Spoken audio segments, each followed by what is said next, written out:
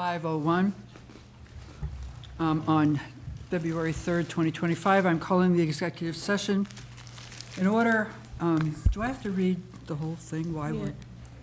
Yeah. Okay, calling executive session.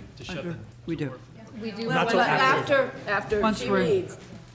I'm calling the executive session under General Law, Chapter 30A, Section 21A6, to discuss and conduct a strategy session in preparation for possible negotiations regarding the acquisition of real property, specifically the wastewater treatment plant located at the Massachusetts Correctional Institute, Concord facility, from the Commonwealth of Massachusetts, as an open discussion may have a detrimental effect on the negotiating position of the town. The chair so declares. Second. Move to open the executive session, which Wendy has kindly seconded. And this will be a roll call vote. Ms. Ackerman? Aye. Ms. Harmon? Aye. Myself, Mark Howell, aye. Mr. McKinnon? Aye. Mr. Ravelli? Aye. Thank you. Now we can close the vote. Now. Thank you.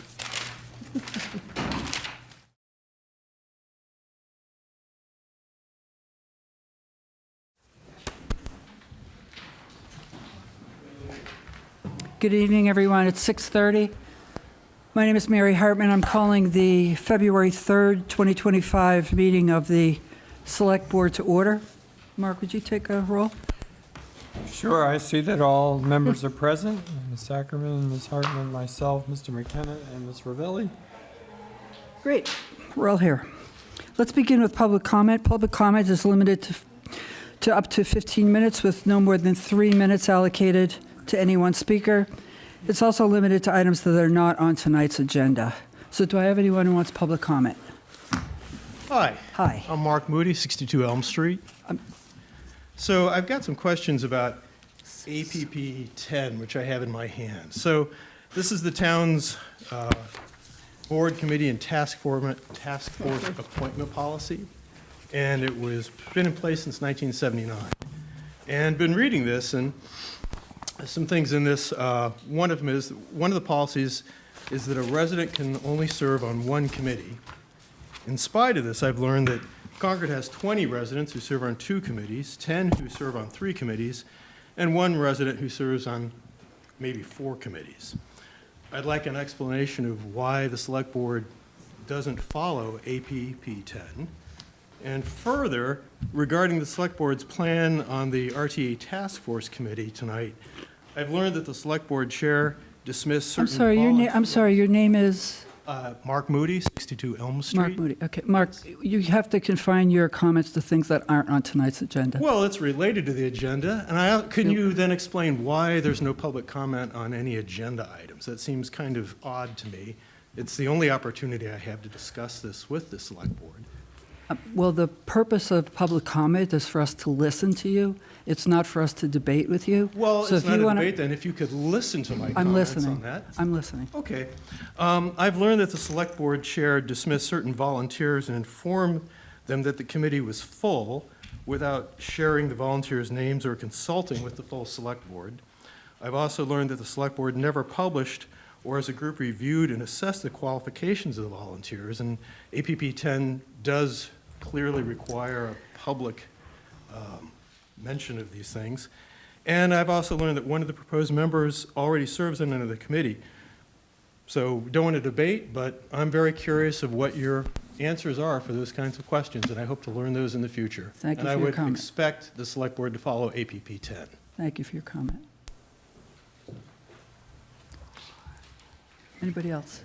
Hi, I'm Gwen Acton of 62 Elm Street, and I also have concerns about APP 10. I'm very concerned because this is a legal requirement of this board to follow these rules. So I'm going to just, because I'm not sure if this board is familiar with the APP 10, because one is criteria for selection of people to be on committees is based on an applicant's interest, diversity, and special skills needed by that committee.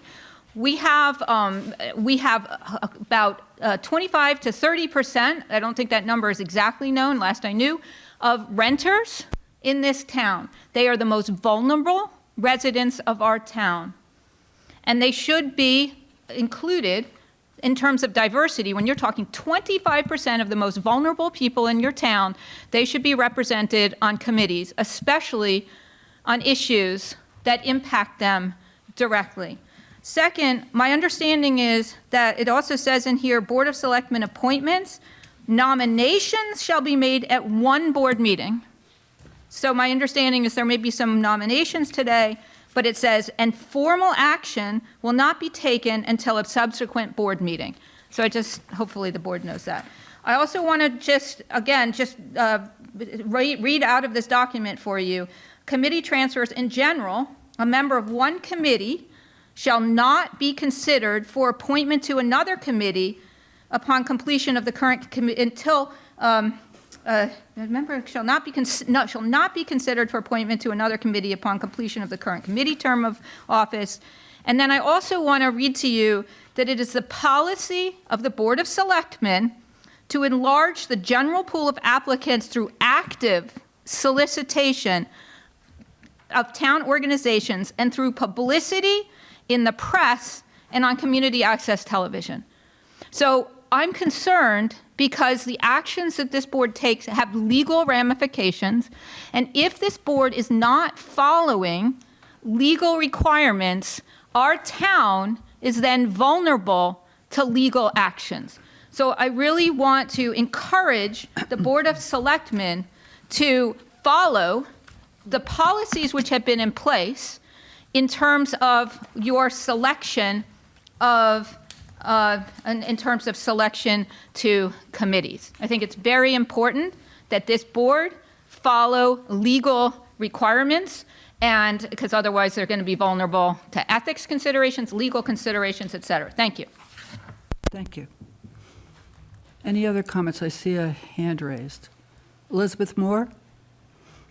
Hi, Elizabeth Moore, Blueberry Lane. I also have the same concerns and share the sentiments of the past two speakers.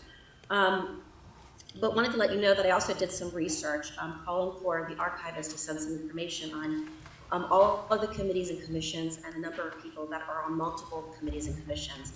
And I was really surprised at the number of people holding 3 and 4 positions. And they also tend to also hold the same affiliations. They tend to have groupings in town with businesses, with nonprofits, with churches that are in the same domain. And I think that I would really like to see the board, the select board, I'd like to have some understanding of the nomination process, what the nomination process entails. Does every select board member really understand the background and affiliations of every single person who has submitted a volunteer card or has contacted you regarding wanting to volunteer? What is the nomination process? Can every select board member say to us, yes, we understand each of the people and the candidates, and we have elected independently on which person we believe would be a good person for that job? Who's the most qualified? I also have looked at the revisions to APP number 10, and I saw that in April 9th of 2020, there was a revision added that said, however, the appointing authority may make exceptions from time to time on a case-by-case basis, which is so entirely ambiguous. It's almost laughable. It basically says you can do whatever you want to do. And I think that the select board should re-review the APP number 10 and put some concrete rules regarding the nomination and the selection process so that we have transparency in our town and we feel like we can trust the committees and commissions who are appointees who are serving us, and trust the select board. And I think that's everything I have to say, but I just wanted to say that I share that sentiment. Thank you, Ms. Moore. Any other hands up? Don't see any. Okay, great. Let's move on to the consent agenda. Is there anything on the consent agenda that people would like to take off? I would like to take off to start with the meeting minutes from the Concord Housing Roundtable. I have some corrections to make there, and I'll send those, and we'll do those next week. Okay, anything else? Yeah, I would like to pull off the select board nominations for the tax relief evaluation task force for discussion. So I'd like to take that off of the consent agenda. Okay. Anybody else have anything you want to take off? Okay, good. So now let's have a motion to, Yeah, move to approve the consent agenda with the removal of letter I, the Concord Housing Roundtable joint minutes, and letter, and the select board nominations, I assume, to the tax relief task force and not, I don't think we have any others today. Okay. those No, are they're just all the tax, candidates. yeah, they are. Yeah. The select board nominations. And with thanks to the Hurleys for their gift to the Concord 250 account. Yes. Second. All in favor? Aye. Aye, great. Okay, let's talk now about the nominations. You made these nominations, right, Wendy? Yeah, so let me just step back. Remember, so we approved this charter in January. January And 6th, at that time, Mary, you asked all of the select board members to identify one or two nominees. So all of you were solicited and reminded, if you didn't, to send me some nominations. We have the list of nominees here. I will tell you that of the lists that are here, originally 4 had originally volunteered, and I think, Mary, they talked to you originally, so there were 4 members who volunteered They in didn't early talk to me, January. They just sent their names. Oh, they just sent their Yeah, names? yeah, I wasn't kind sure, you didn't tell me, so I don't know. So I will say that, so the members were selected based on the nominees from the select board. Recall that the charter actually did look for some specific members with certain experience to participate in this committee. So I think, as Gwen noted, we wanted renters. I couldn't find necessarily a renter, but there were we looked for a real estate agent. We were looking for somebody with some housing experience. I think we knew we wanted some analytic people to look at financial dollars. Someone's phone is not on, or Carrie, your speaker's not on. And then who else? So the people that are on the committee now, there are 2 people who are on existing committees, and let me just speak to them individually. I know your packet actually had something for the town clerk in it, but it was very generic, so I can't say that I saw that before it went in. The 2 people who are on existing committees, Ellen Quackenbush is on the Transportation Committee, but she also, prior to the formation of this committee, had done a lot of analysis on the RTE and worked with the town assessors to really dig into the details for that. And so we felt that she was somewhat uniquely qualified to help support the committee, and she had volunteered. Rich Feely is actually also on another committee, but he meets the criteria under APP 10 of a committee member that's on a committee because they're in another committee. So Rich is on the Housing Foundation, which is not a town committee, Right. but because of that role that he plays on that private board, he's on the Concord Municipal Affordable Housing Trust. So he Yeah. was nominated. So yes, that was an exception, but I think it's one that's stated as an acceptable exception. He is on the 2229 Main Street Task Force, which is now completed, even though they just completed several weeks ago or December 31st, so it may not be showing in all the records. Oh, okay, yet. that's a fair, okay, Yeah. okay. So the other individuals on the committee, because I just feel like we need to talk about the qualifications. Lynn Salinger is somebody who's not on a current committee. She was a former finance committee member. She was on the light board. She's an economist and is used to modeling financial information, so she seemed to be an appropriate fit. Abby White, which I think, Mark, you had recruited, is a Realtor. We felt it was very important that we have a Realtor on this committee, so I'm glad that she'll be able to join us. John Piper is analytics. He's a partner with LEC Consulting. He's got healthcare background. Kathy O'Neill is from finance and accounting, is CFO of a beverage industry. And those were Cameron's appointments. And then there's an individual, Shannon Sweeney, who was just added to the committee actually today. We had someone who had volunteered withdraw their nomination for the committee. Yep.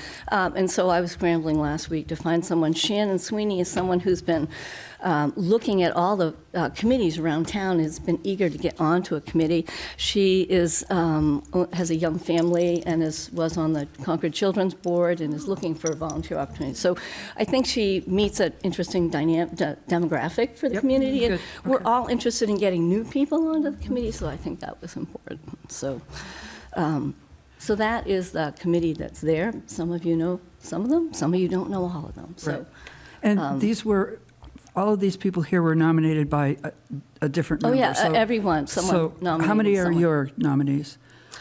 One, but then I had to find Shannon, so So two. technically two. And how many did you nominate? One? One. And I got one. One. And you have how many? Yeah, there's two here, Two of Kathy yours. and John. that Yeah, I- Mark nominated two, but one wasn't a good fit. Actually, we thought he was a real estate developer, but he's an appraiser, so we agreed mutually that he would not come on the committee. Okay, so two from Cameron, two from you, and one from each of us. Yep. So- Okay, okay. Yeah, so Yeah. if I, sorry, if I could just ask a couple questions, Wendy, just Yeah, to make yeah. sure I understand. So did you have a complete list of everybody who indicated that they were interested? I think Mary sent that to me, but not at the beginning. Well, the- I got the way the process works is people reach out to me if they are interested, and I shared that list with you. And then when we opened it up and asked people to go out and recruit one or two members, they didn't go through me. Right. So is there a complete list of people who are interested? Yeah, I mean, Somewhere. is there a complete list? No. I only know the people that you guys gave to me, and I tried to recruit, and there were some people I tried to recruit that did not Well, join if the group. someone calls Terry and says, Terry, I'm interested in being on this committee, Mm-hmm. Terry knows that she's got one or two slots, right? She'll forward them to Wendy. I'm always recruiting people. Just- Yeah, yeah. Yeah, I guess I'm Yeah. just curious as to why the whole select board can't see the list of all the Everybody? people who said they were I interested. have the whole list here. Would you like me to read them? And some of them, I think, well, actually, I don't know if this is the full list. This is just a list Yeah, that you so- said contacted you. so- Okay, and- we and- don't, okay, if, can I finish? Yeah, my go ahead. thought? Yeah. If someone were to contact Terry or me, Mm-hmm. right, and say, I'm interested in being on this committee, our practice hasn't been to let everybody know that this person now wants to be on this committee. The way we all get to weigh in is when we do the nominations. So whenever we're populating any committee, we either go out and recruit somebody or they contact us directly. And there's no, we don't publish that to everyone saying, here's everybody that we all have for every committee.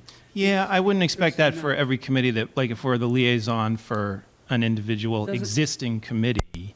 But if for a newly forming committee where we've talked about this for the entire time that I've been on the select board, and I think people have been asking about it for multiple years, where we're well aware that many people volunteered, and in fact that there were more volunteers than there were available spots. And there were more people who have not even been on a committee than there Yeah. are available spots. I'm trying to understand sort of the logic of the process where there's a sort of, we're all going to not ever see the entire list, and we're going to end up with a recommendation where we have two people who are already on existing committees, when we have multiple people who are highly qualified, who did volunteer, who were never called, never emailed, never interviewed. Well, So I'm just But that- trying to understand the process of how that worked. Do you actually have the names of some of these people?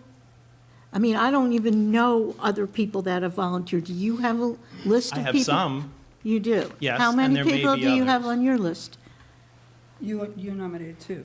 I know, I can tell you 3 other people that I'm aware of. 3 other people that you're aware of besides the 2 you nominated? Yes, Interesting, okay.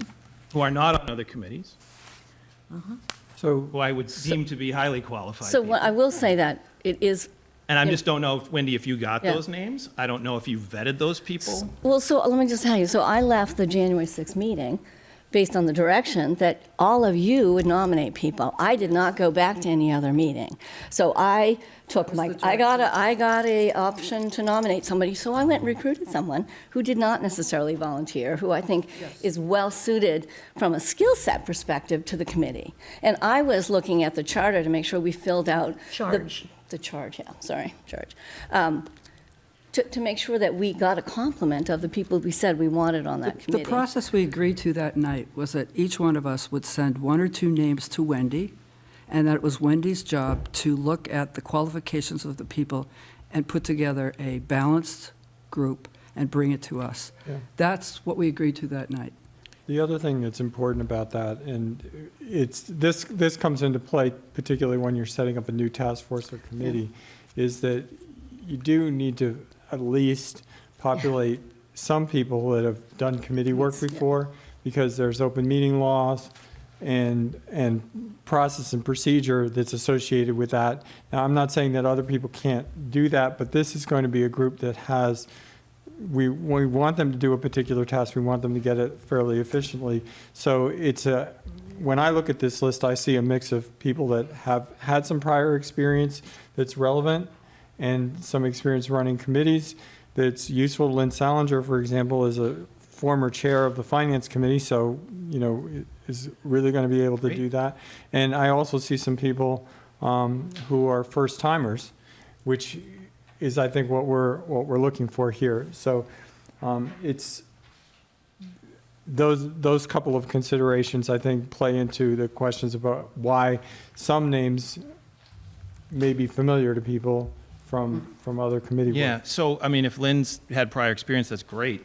And she's not sitting on a current committee, so that sounds like we've got that. And she's Box an checked. economist. Yeah, that's great. Internationally So known. let me be very that's- clear. I have no particular issue with any name on that list. Yeah. Some of the people I know, some of the people I don't. I don't have, Yeah. I am not asking questions Yes. because I have an issue with some name that's Yeah. on that list.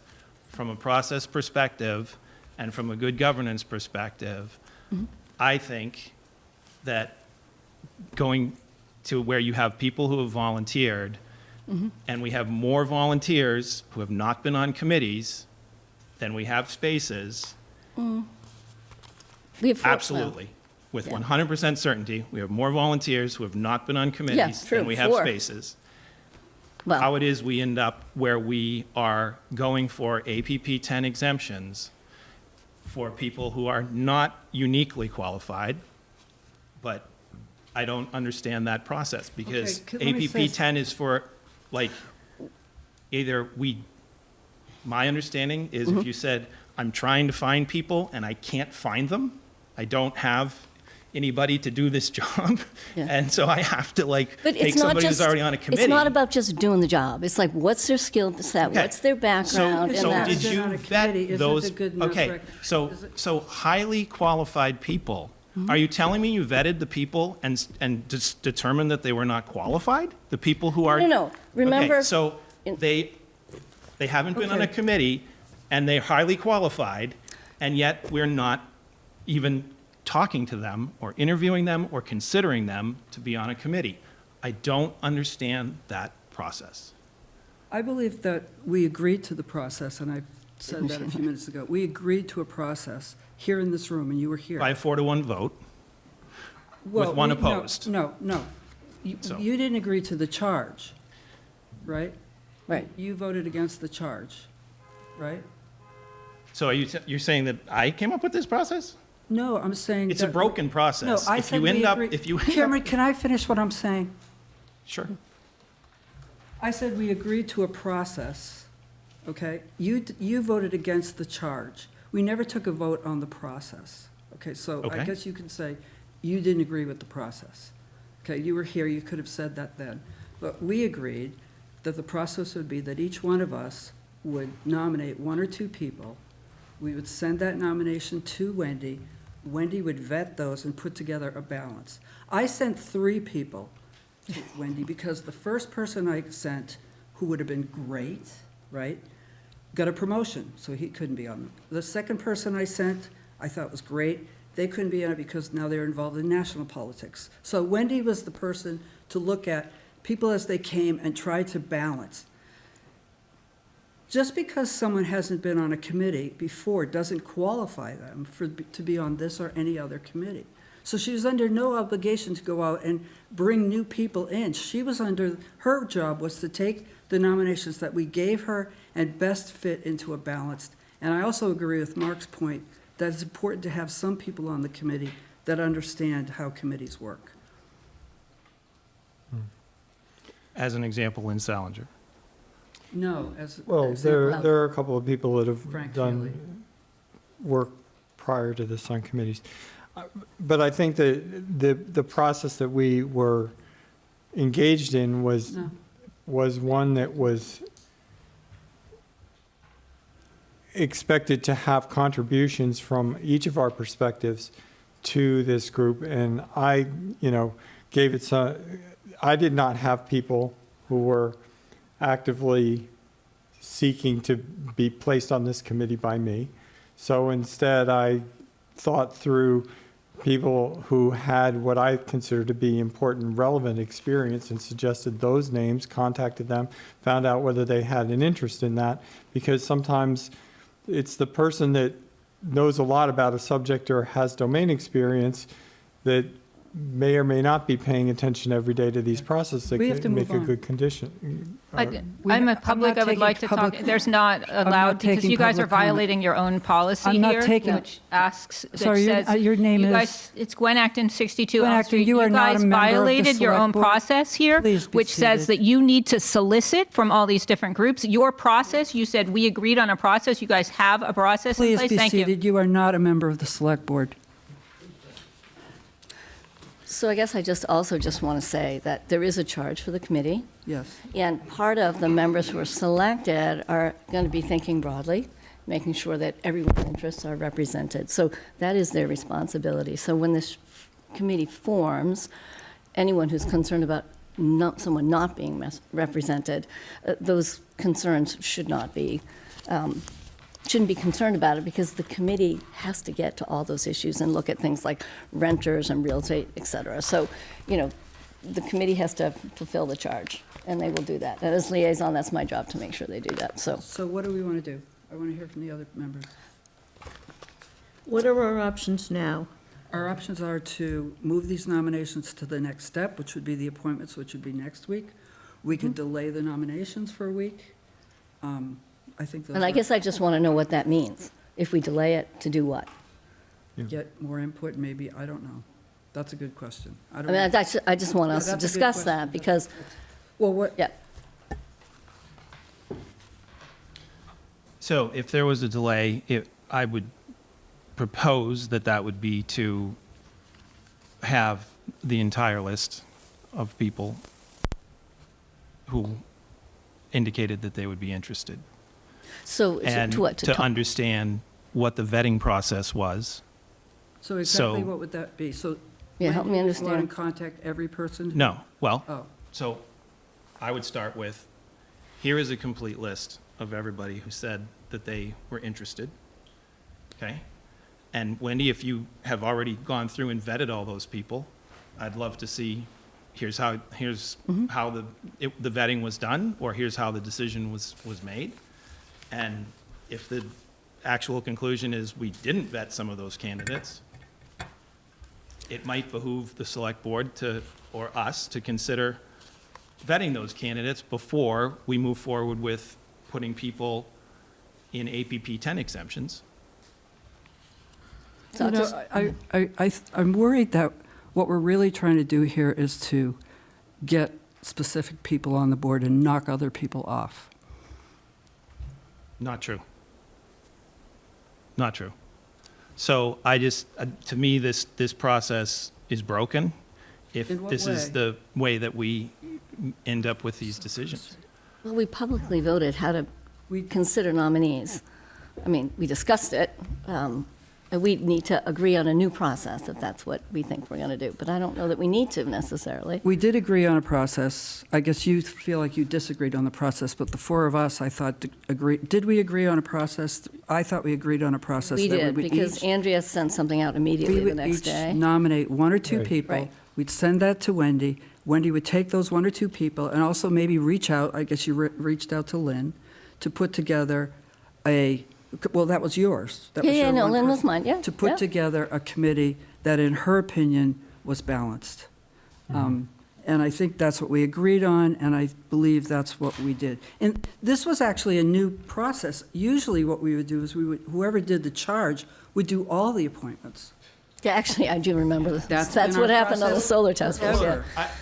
We've Yeah. had the debate. I will, if we want to put it to a vote as to what we want to do, that's fine. I will just tell you as well, in my subsequent communications, when I was nominating candidates, I did mention other candidates who I thought were highly qualified. I also pointed out specific candidates who I really liked, but You who wouldn't- currently yeah. sit on other committees, and Yep. made it clear that I felt that that would not be appropriate to consider them for this committee because we had more candidates who are not on a committee already. So I made that communication very clear. Yep. When there was one spot still open, my subsequent communications also said, how are we going through this and how are we making these decisions? So I'm not pulling a rabbit out of a hat at the last minute here.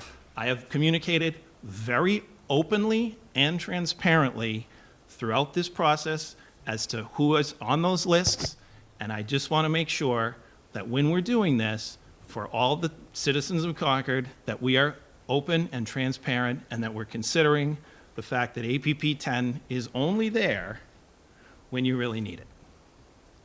So I've said my Okay. piece. I'm not going to say any more. If we want to vote Thank on you. how we proceed, that's great.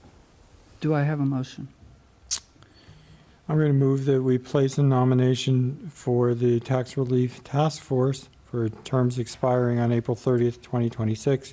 Frank Feely of 347 Lexington Road, Kathy O'Neill of 171 Deacon Haynes Road, John Piper of 30 Oak Road, Lynn Salinger of 75 Pleasant Street, Ellen Quackenbush of 206 Prairie Street, Abby White of 851 Monument Street, and Shannon Sweeney of 1443 Main Street. Do I have a second? Second. All in favor? Aye. Aye. Opposed? Nay. But again, not towards any individual Yep. who's on the committee, Correct. just to be very clear. And just to be clear, that's a nomination, and the process, as was mentioned earlier, is to do an appointment at a future meeting. Yep. That'll be February 10th. Okay. Okay, good. All right, and speaking of appointments, move to appoint Kristen Hines Perkins of 45 Williams Road to the Hugh Cargill Trust Committee to fill an unexpired term to conclude May 31st of 2026, and Stephen Newbold of 124 Hillcrest Road to the Zoning Board of Appeals as an associate member for a term to expire May 31, 2026, due to staggering appointments. Second. All in favor? Aye. Aye. Very good. Are we doing the dog thing now? And the attorney is here? Yes.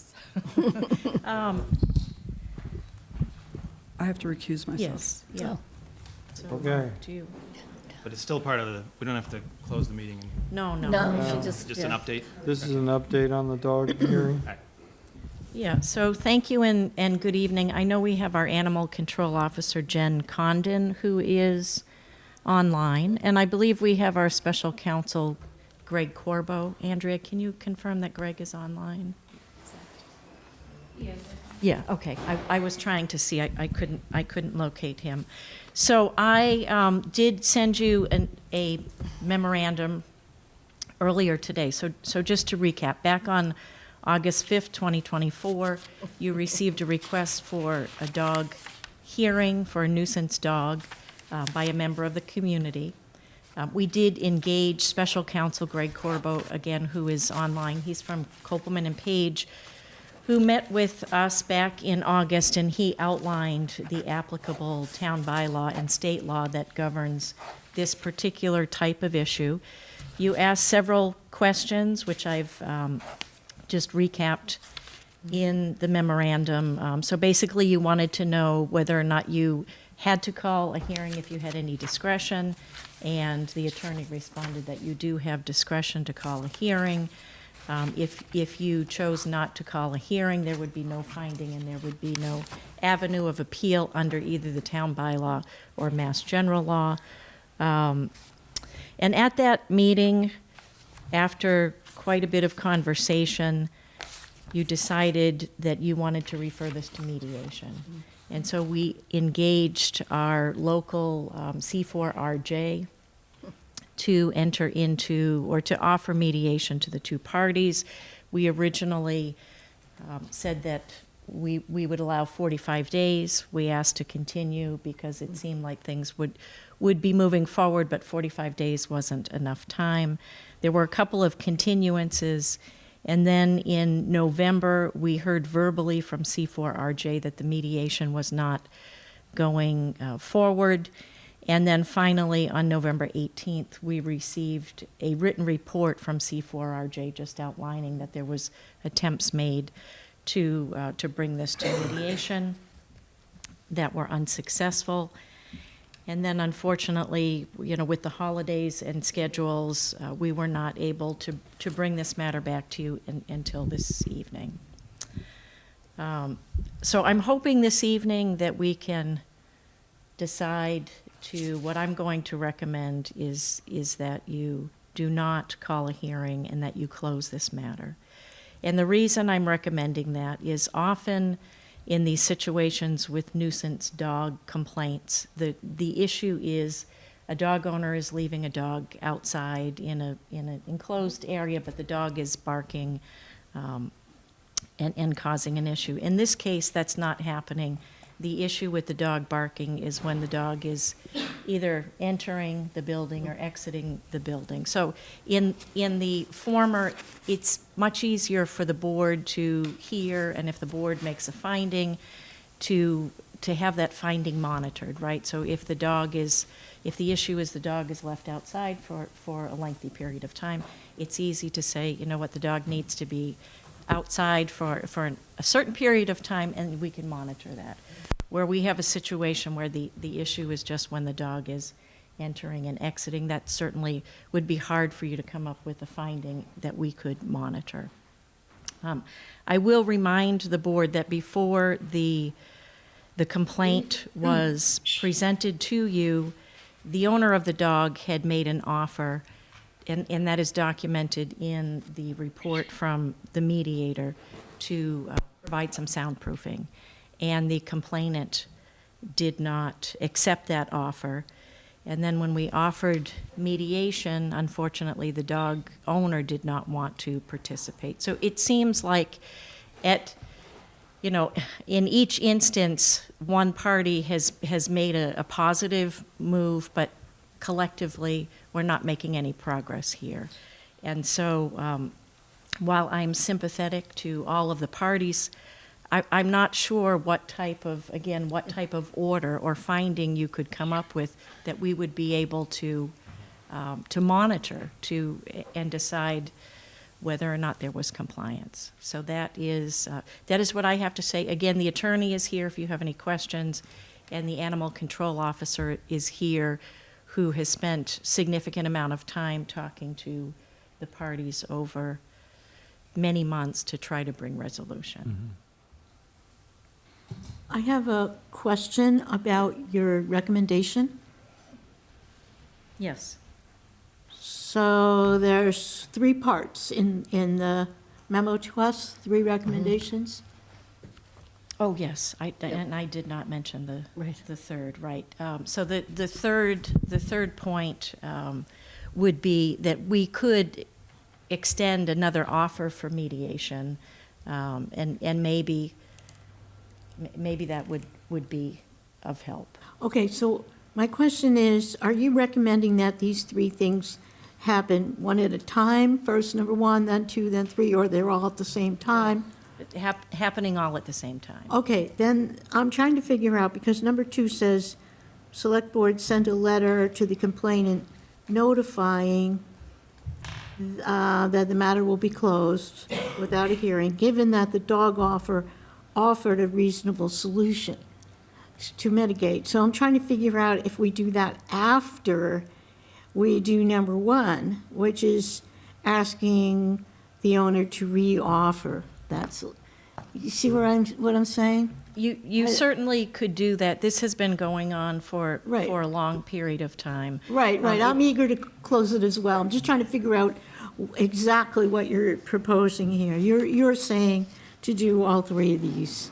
at the same time. My recommendation would be all three at the same time. You certainly could do them sequentially, but I think that that drags this out Right. So- even longer than it's Okay. been. We would be checking to see that these soundproof panels had actually been installed? No, no, No. I'm not suggesting, I don't think that you can do that absent a finding. Yeah. And what I'm suggesting is that you don't make a finding, but given that the dog owner has offered the soundproofing panels, see, So I'm asking a question that I don't know. Can you make it contingent, so? Because again, number 2 says, given that the dog owner offered a reasonable solution to mitigate, so the first letter says, okay, you offered to put in soundproofing. As long as you put that in, we're going to close this? Yeah, that's. I'm just asking, like, you just kind of sort of, so then you can say the second verse, okay, like, they put in the soundproofing, we're done. We can remind them that they were offered soundproofing, and that at this point, I don't know what that was. I mean, Yeah. that could be part of the complaints notifying I'm not of the sure. hearing. I wonder, Greg, I wonder if you might provide any advice to us. Yes, thank you. Through you, Madam Chair. I thought that the town manager did a very good summary, and I agree with her analysis here that this is a somewhat unique situation where there's limited impact of this supposed nuisance dog. It really seems to only be affecting one person and is not a bother to the community at large. And so under those circumstances, I agree that you're not required to convene a hearing. However, if you want to make an enforceable order, the only way to do that would be to hold the hearing and make a finding. So, I mean, you could, I suppose, say that if you show us you're installing the soundproofing, within a certain period of time, we will dismiss the complaint. But to be frank, I think that if you do that, after that period of time, we're going to be in the same place we are now. We really weren't able to get very far in getting these parties to cooperate with each other. And so what I would recommend is that the board accept the town manager's 3 recommendations, and I think 1 and 2 and 3 really would be one letter in which we say summarize the issue a bit, state that that the matter is being closed without a hearing, but that we recommend that the dog owner be a good neighbor and install soundproofing, and if the parties continue to have issues, we will leave open the door for them to engage in mediation. And even with a letter like that, there would be nothing to prevent you later on from saying, we asked you to install the soundproofing, you didn't do it, this gentleman is continuing to file complaints with us, we have no choice but to convene a hearing at this point. Okay. All right. Okay. And that seems like a reasonable Yeah, approach, just that one seems letter good. to both Yeah, parties. that sounds good. So, sounds like it makes sense to me, and of course, if we got to the point where we actually did have a hearing, then we might consider other actions. Okay. Okay, do I hear a motion? I'll make a motion to approve the town manager's recommendations on how we manage the dog nuisance hearing with the appropriate letters. Second. For a second. All those in favor? Aye. Aye. Thank you so much, Mr. Condon. Thank you. thank you. Thank you, Greg, and thank you, Jennifer. Thank you. You're welcome. It was good to see you all, and I'll work with the town manager in getting those letters put together. Great. Welcome back, Mary. Thank you. We're back. Okay. Town manager's report. How late are we? We're 20 minutes late.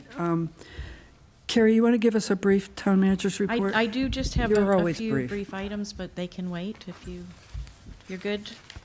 Yeah. You're good with me going? Okay. Just, So I wanted to acknowledge that earlier today, I made the permanent appointment of Amalia McCaffrey as our Chief Information Officer. You received an email of that, and there was a news and notice that went out. I know you all know that Amalia has been serving as the interim CIO since October of 2024.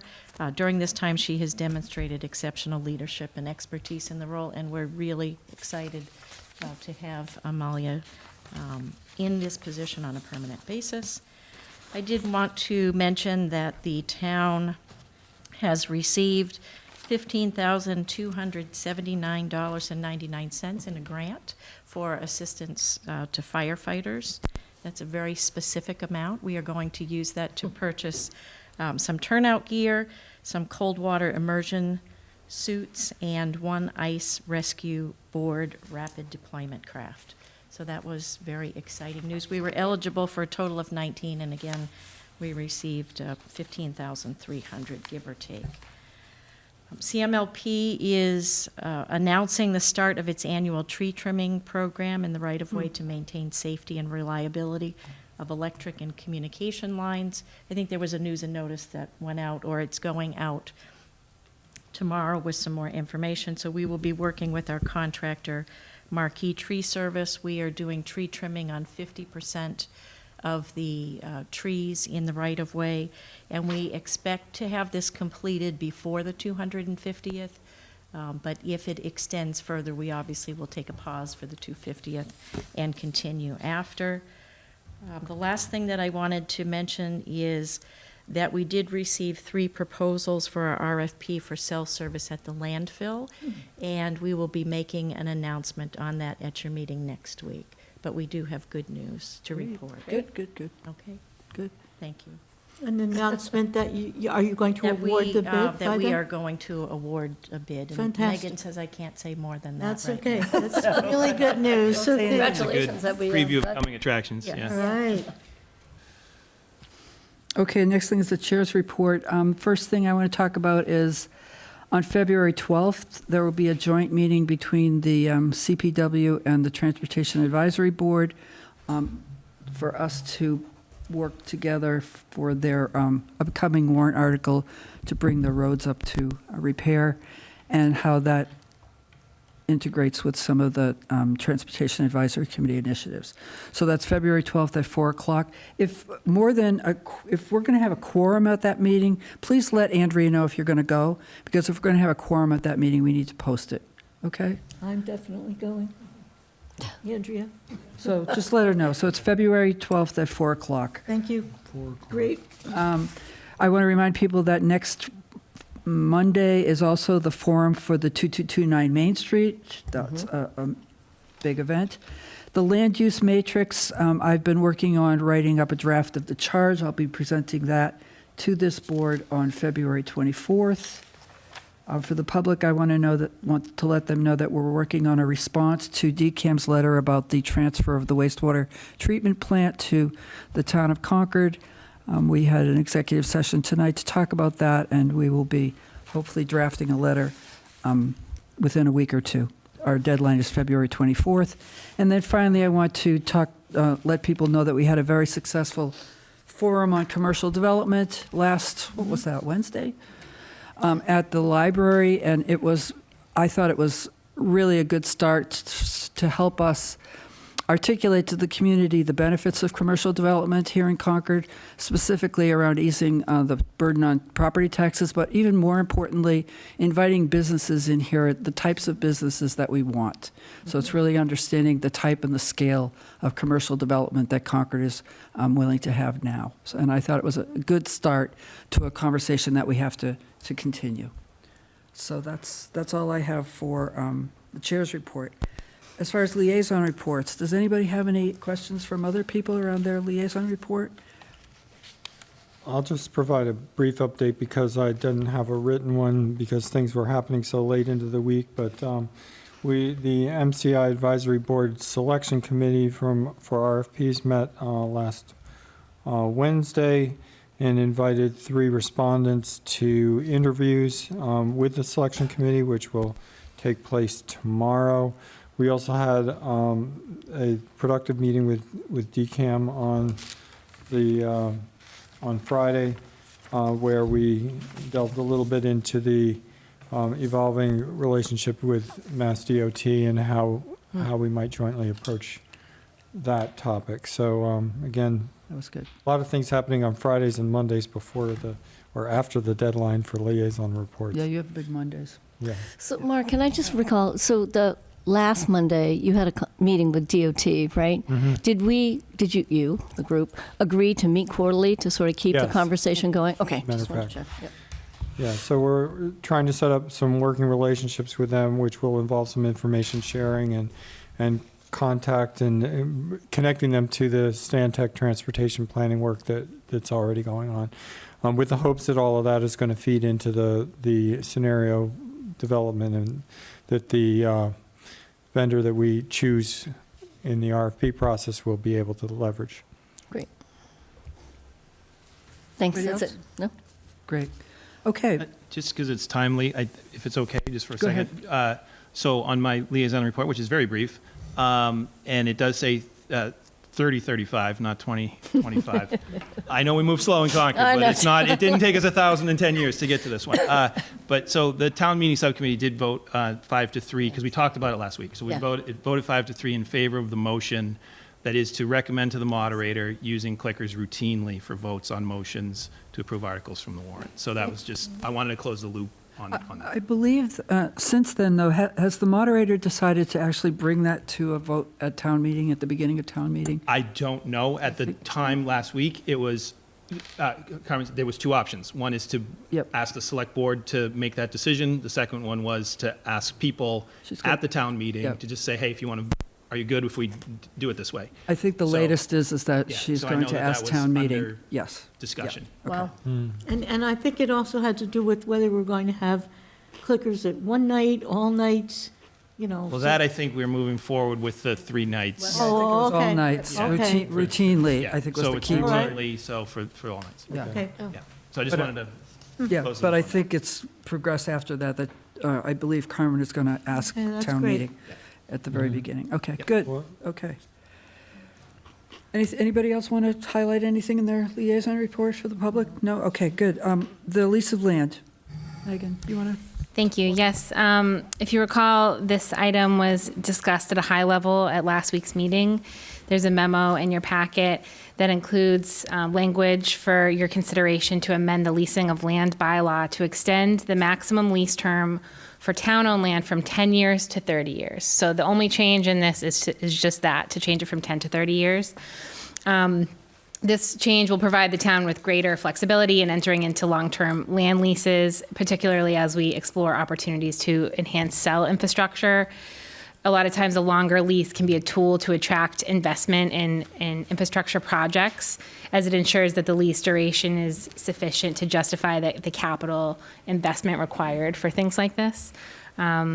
So, this amendment could better position the town to support additional infrastructure needs. And so I wanted to bring it for you for your consideration. Great. Do we have any questions for Megan? I actually thought it was straightforward. I think it's fine. I had a question on the second half of the existing bylaw. So there was some that was allowed for up to 40 years, and I didn't know if that was dictated by Chapter 331 of the Acts of 1981. Why do we have something that's 40 years? It's not the land. It's under that B, number B. It just seemed odd. So why 40 years? I know, it's not your so expertise. You it didn't write it. seems like it's referencing a specific chapter, which I. Yeah, I well, don't that's know. what I was just trying to figure out. Is it specific to the chapter that dictates 40 years? It looks like it. So, concept, totally agree. I think part 1 of section B is actually no longer relevant because it's repeating 30 years. Okay. No, So- well, so it's you might- use of municipal buildings. Yeah, Oh, but yeah. it's, but It's what it different. was before was it said 10 years, here's an exception where you could go up to 30. We're now saying 30, so I Ah. don't think you need the exception. So, but this is, No. section B was saying the select board could do 30 years and the town Town meeting manager could do does 40 A. years. Correct. Yeah. But what I'm saying We're saying is the if you town manager, It reread, is, yeah. I'm not sure item one Oh, is, yeah. may not, that you may just be, that may no longer be relevant because it says 30 years now up top. It doesn't need to say 30 years again. Do you mean on this part to say 30 years? That whole piece, item one, Yep. GLC authorizing the select board to enter into leases for the It's use of municipal municipal buildings. buildings. I'm talking- For a yeah. period of up to 30 years. We no longer need that exception if it's 30 years on the. This is It's for land on land. top. Top Land A is A land, is B is land, buildings. B is Oh, buildings. okay, Yeah. so the 30 Yeah. is, doesn't matter. Yeah, Okay, Well- Well, one's land, So one's land- buildings. Right. leasing land versus leasing a building. So, Okay, got it. example, All right, so it still does apply. Okay, 51 Yeah. Walden. I got it. It's like a cell, Yeah, so for a it still cell tower. applies. Yeah, Okay. For a cell tower. yeah, okay. Got it. All right, so it still makes sense. Okay, Okay. we I don't know ready? what chapter 331 is. Yeah, I just raised the question, like, Probably it could be the 40 chapter that years. deals with buildings. Well, it's building and land, but I don't know why it was 40 years, it's Yeah. just, All right, move to approve the draft article for town meeting lease of land. Second. All in favor? Aye. aye. Very good. Thank you, Megan. Okay, move to open a public hearing to approve the transfer liquor license from Trails End Cafe LLC, doing business as Nosh by Concord Market to Concord Market. Do I have a second? Second, All in favor? Aye. aye. Very good. Mr. White? Last time I was here, there was a table. There was, you're right. Yeah, It's been a long time. Yeah, my name is Jim White. I represent Trails End Cafe in Concord Market. We're doing some consolidating of our various entities. So I don't know which you have scheduled first. Is this the transfer, and then we've got the manager after that? The transfer Correct. first. Okay. yeah. So we're asking that you approve the transfer of the restaurant license from Trails End Cafe to Concord Market. The same people will be involved who are involved now, and it's really a matter of housekeeping on our entity situation. We're dissolving Trails End Cafe. Okay. Okay, when I read this, the way I understood it, and I think I understood it incorrectly, actually, is that Trails End had an all liquor license, and now we're going to transfer that all liquor license to Concord Market, so now Concord Market can sell all liquors. That's not, Well, it sounds like you're talking about retail licenses. yes. And Oh, and you're- we're talking about the restaurant Got license. it. Okay, very good. On-premise liquor. Thank you. Okay, I didn't quite understand it either. What is the purpose of this transfer? We want to dissolve Trails End Cafe and put everything under the Concord Market. So does that mean the restaurant is closing? No, we'll just operate that space in the name of Concord Market instead. Got of- it. Yeah, it's Nosh by Concord Market, right? Right. So it's, I assume. Okay, so it's just It's going to be housekeeping. one entity. Right. So this is just, okay, I get The it. legal. Okay. Sounds like it's Okay. legal, yeah. Very good. Okay. What is going to be there, though? What is going to go into where Nosh was? What, Well, we're going to run it under the Concord Market name, but we're going to use it for sales, special events, okay, catering, and not Okay. a restaurant. not, okay, Okay. good, good, glad. Any other, Any No, other no comments? questions. I thought it any was, comments from the public? Any, okay, we need to close the hearing?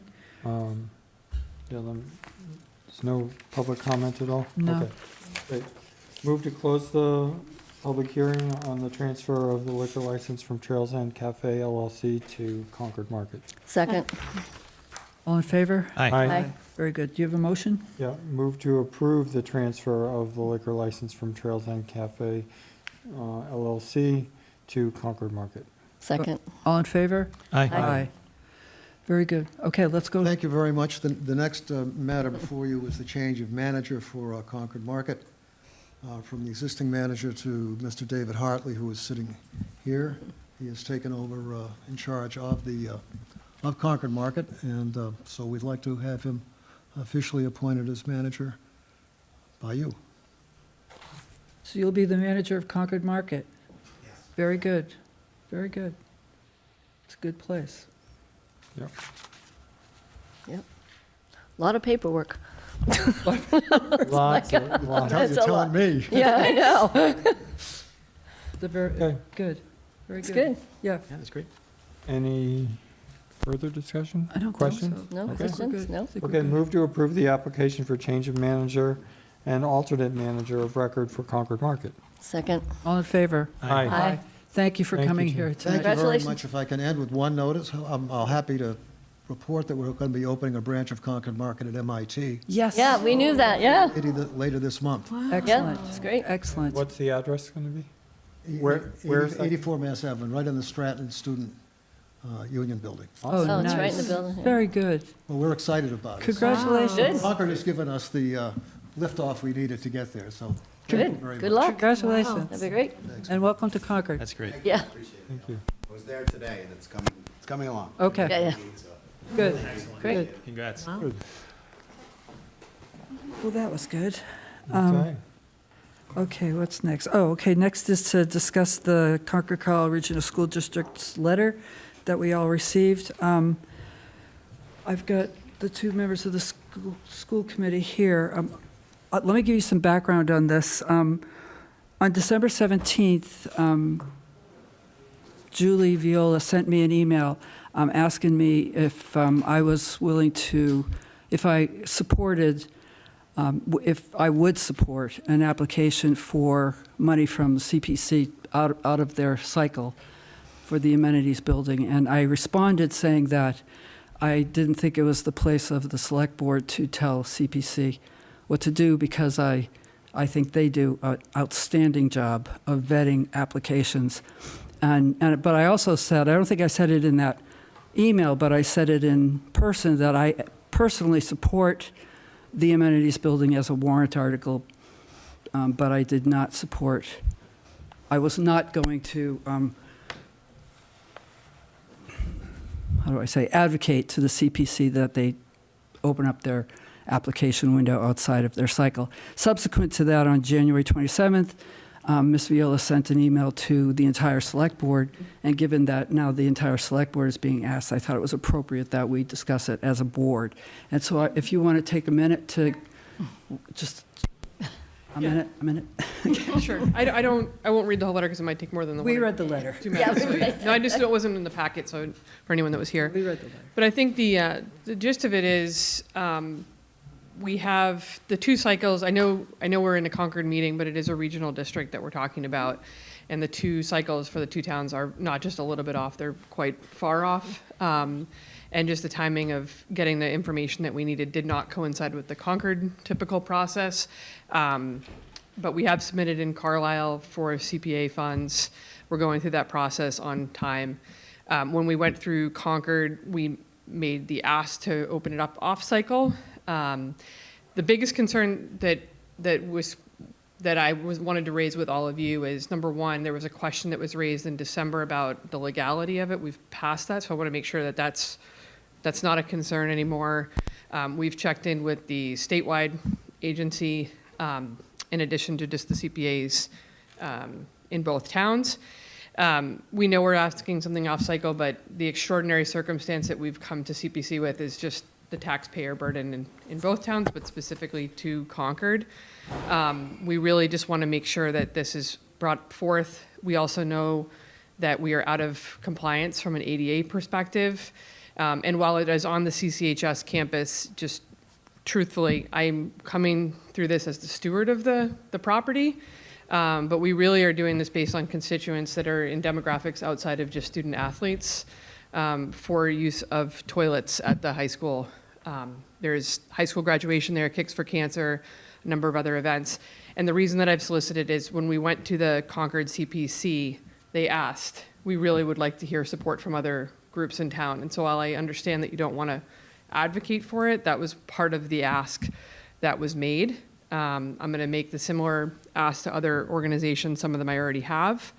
And it would just, we would love the support of doing this. There's no guarantee that the CPC will even consider us, but it would be great for us to come forward and let them make the decision, because I agree with Mary, very able-bodied people on the group. They were wonderful to work with, especially with us bringing something off cycle. So it's certainly not something I've said to them. I don't want them to carry the burden of no. But just given the financial situation, again, in both towns, whatever we can do to offset that, that is why I brought this forth to you. So Thank you, Julie. Just to be clear, the question in front of us isn't the merits of CPC funding.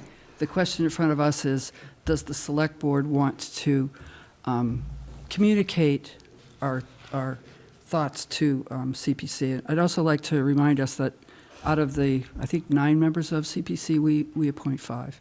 4. Well, one is actually through, through Several of the them. planning All board. the We committees, approve the planning, planning rec. board. So it's 5. It's 5 out of 5, okay. Yeah. Anyway, so I'd like to open it up for Okay, I have a discussion. question. Yeah. So in your letter, Julie, I'm really excited to see where you say Carlisle will pick up 25% of the cost. 22.7%, but Yeah, About but that's important to me, as this is on the high school property. I would like to see both towns contribute, and I'm wondering. we have to per the regional agreement, just so we're clear on that. That is absolutely, Right. I have no negotiation on that. So is the Carlisle Select Board also being asked to write letters of support or support this project through the Carlisle CPC? We don't have to ask their support because it is, the open cycle for CPA funds are open right now. So we are Right, but following the even in traditional our process. regular cycle, the Select Board are often asked which Sure. projects we support. Do you know if the Carlisle Select Board supports this project? Will they go on record, or? I don't want to speak on record for them because I haven't been put in a position to speak for them. I will say that they are aware of it. We met with the FinCom last week. They know we're presenting it and there's no roadblocks of us doing so. I think given the financial situation in the town of Carlisle, I think anything we can do to offset, because we also have big projects, as I mentioned, coming forth. This meets the recreation, part of the CPA process. So I haven't had to make it the same ask because of the cycle. We don't know. Right, well, is your feeling that there's generally support in Carlisle? That this 20 whatever % will go through? Because the citizens in Carlisle are supporting it? As an Or is- individual, coming into this with probably more knowledge than the average Carlisle citizen, do I think this is going to pass at town meeting? The answer is yes. Okay, all right, thank you. So Julie, this is about asking CPC to entertain your application Yeah, off we cycle. don't even know if they're going to. But Right, one of even the- though they had a meeting the other day, and I know they were split, We're but going it's to tomorrow. go back, it's tomorrow, I was going to say, I think it's tomorrow, Yeah. right? So I guess the concern I have is I don't want us to give undue pressure on CPC. They have a job to do, this is theirs to do, and doing something off cycle is sort of precedent setting for them. So I'm concerned about doing that. I love the project, I'm going to vote for it, but I'm concerned about that kind of precedent that we're setting on CPC. And I'm not They asking do you a to good support, job. just so we're clear, I'm not asking you to support the building. I'm asking No, you to it's the support. entertain, Entertaining. to entertain an Correct. off-cycle proposal. They have criteria for doing it, but I just, like, they had that discussion once already, and they're just going to have it again.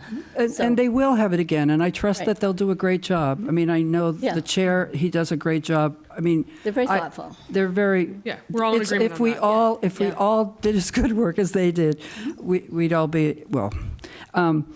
So I guess my position is I don't want to interfere. I don't want to. Even if they're asking for us to Well, come. they're asking, they didn't ask me. No, they're didn't not ask asking you. us. They're asking us to go out, They and didn't so I'm ask, doing my they part. didn't ask us. I think Nope. that might have been different. Correct. And I did talk with them, and they didn't ask me. Right. So I'll go on Sure. record as saying I'm fully supportive of the amenities building. I think the group has come back this year with some better proposals, right, than what existed last year. I think from our presentations that we've seen from the CPC funding, that there is money available. And I think that this is a very prudent thing to do, is to explore this avenue.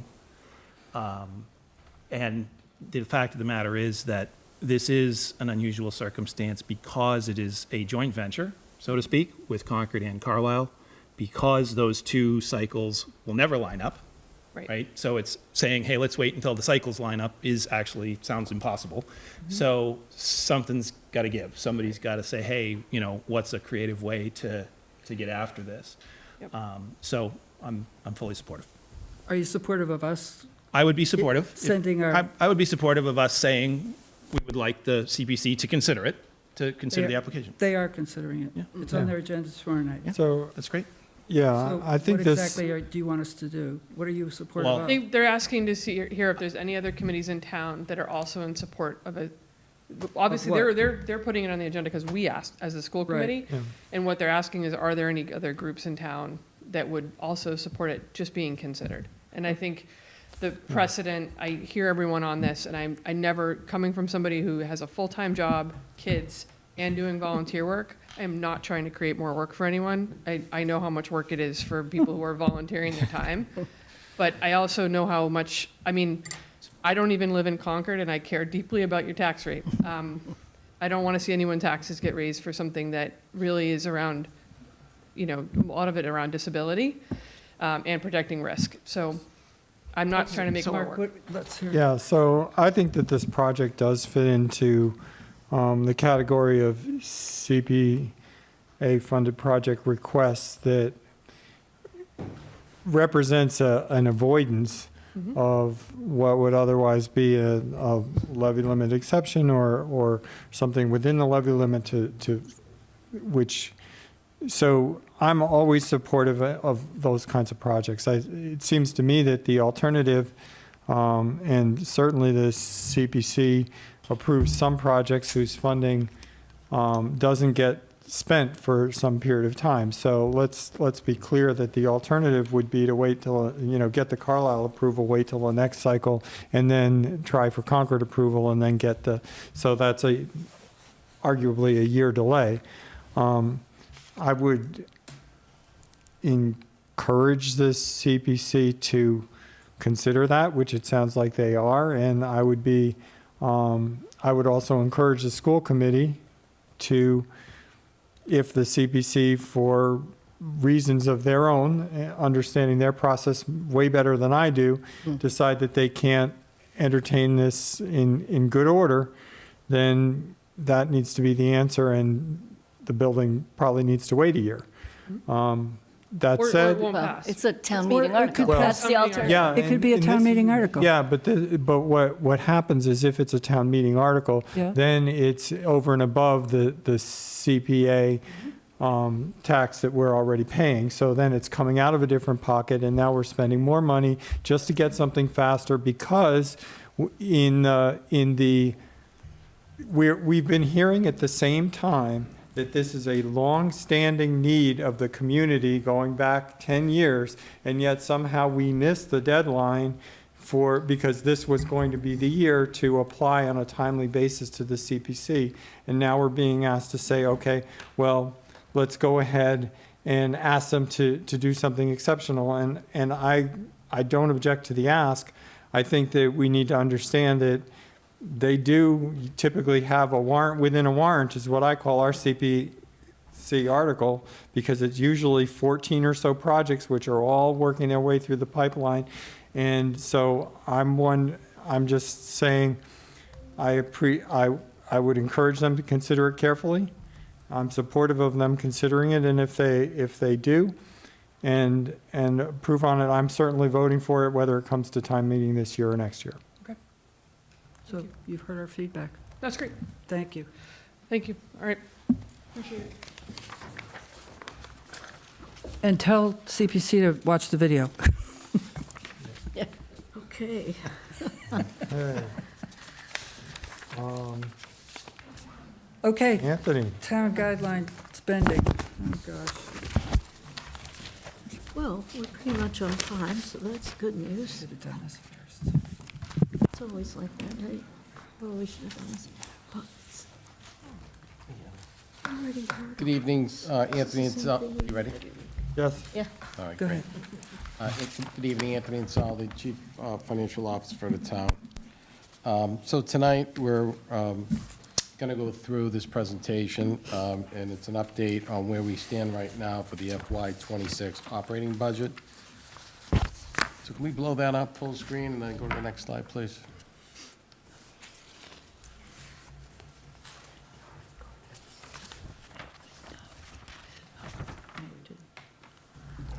We did.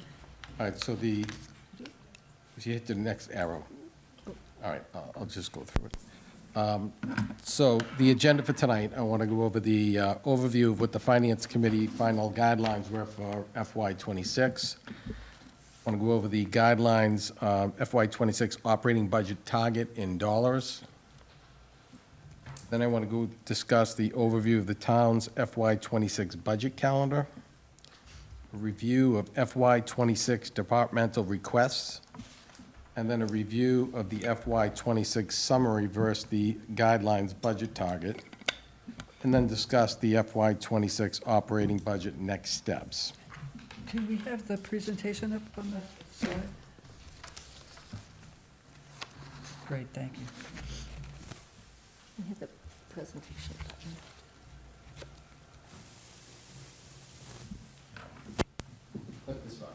Yeah, that one. Yeah. Yeah, How do you get there's rid of some the other notes? thing in there. That's right. Then hit the next right arrows next to the 16. All right, that's the best we'll get. Okay, good, let's go. All right, great. So next slide. So we're going to first talk about what the Finance Committee final guideline was for FY '26. So this is a quote directly from the memorandum that was sent from the Finance Committee to the town on December 19th meeting. The Concord Finance Committee voted 10-3 to set the final overall target at 2.79 for spending subject to guidelines for fiscal year '26. This translates to the final guidelines for individual budget units as follows. So I highlighted what the town's percentage was, and that was the 2.85% that you're aware of. Just out of curiosity, what was the spend guidelines this year? Are these lower? 3.26. Okay, so this is lower than It's what it lower was than, last year? yes. Great, thank you. You're welcome. Another question is, I don't know if I should ask this now or at the end, but when you get to the last slide on the operating budget, there's a different number. And one of them might be with the Tier 1 capital and one without. I'm just a little confused. So I'll wait till that last slide if you want, but it doesn't match this slide. Okay. And so I was confused. Okay. Yeah, I think as we go through it, you may get your answer. Okay. So the next It's not- slide, please. It's not balanced Thank you. yet. Over guideline right now. No, I know that, but they're over by way different amounts. But anyway, I'll wait till the last slide. I I think think it's the ask this- versus the guideline. No. These are department asks. No. Why don't we let Anthony keep Yeah, going? go ahead, Keep going, Ellen. you'll Sorry, see. Anthony, You'll sorry. see. Thank you. All right, so on this slide, it talks about what the target's going to be in dollar amounts. And if you just look at that boxed-in area, and there's a green highlighted next to the 2.85, our goal is to get to the $33,678,889, which is an increase over last year of $342,000. I'm sorry, I don't have my glasses on. No, is an increase of 852. All right, so the next slide, just to let you know where we, 342 over. Yeah, so the request was, yeah, it's 342 over they have to find. Over the guideline, They gotta yeah. cut it back. Right. By And that's 342 from the. right. Once And an then, ask, but yep. the last slide, we're over by 700,000, so that's why I'm confused. Let him keep going. Keep going, keep going. You'll see. Okay, all right. we see the calendar. All right, so we're going to go through the budget calendar now. So we started out back in September 13th, and that's when the capital budget information was sent to departments. On October 31st, it was due back from the departments. On November 18th, the operating budget information was sent to the departments. It came back to us on December 20th, 2024. And January 9th, we did the Finance Committee public forum on the capital plan, and that leads us to tonight, which is February 3rd, and we're going to talk about the operating budgets that were presented to the town manager without being vetted. So this is where we are in the process. So right now, tonight, this is all of the requests that came into us. Now, we've been going, since that January 9th meeting, we've been looking through these and combing through these and reviewing these and meeting with departments. So what you're going to hear tonight is just where we are. So it's obviously not the final budget. We recognize that we're over guidelines, and we're committed to getting to guidelines, which means there'll be a number of cuts in service impact to service, and I'll go through those a little bit more detail, probably next week when we end up getting to guidelines. So on the next slide, I'm just going to quickly go through where we stand on each segment within the budget. So this is general government. As you can see, we're on the whole, we're just over right now by 4%. On the finance department, we're over by 5%.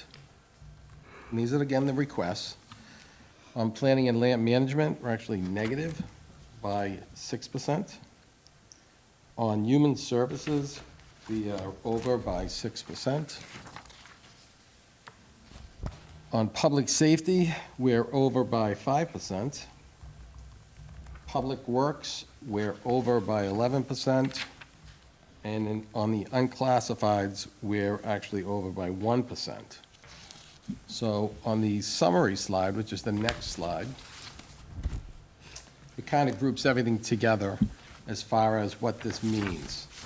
So again, the target in dollars that the Finance Committee set was that 33 million.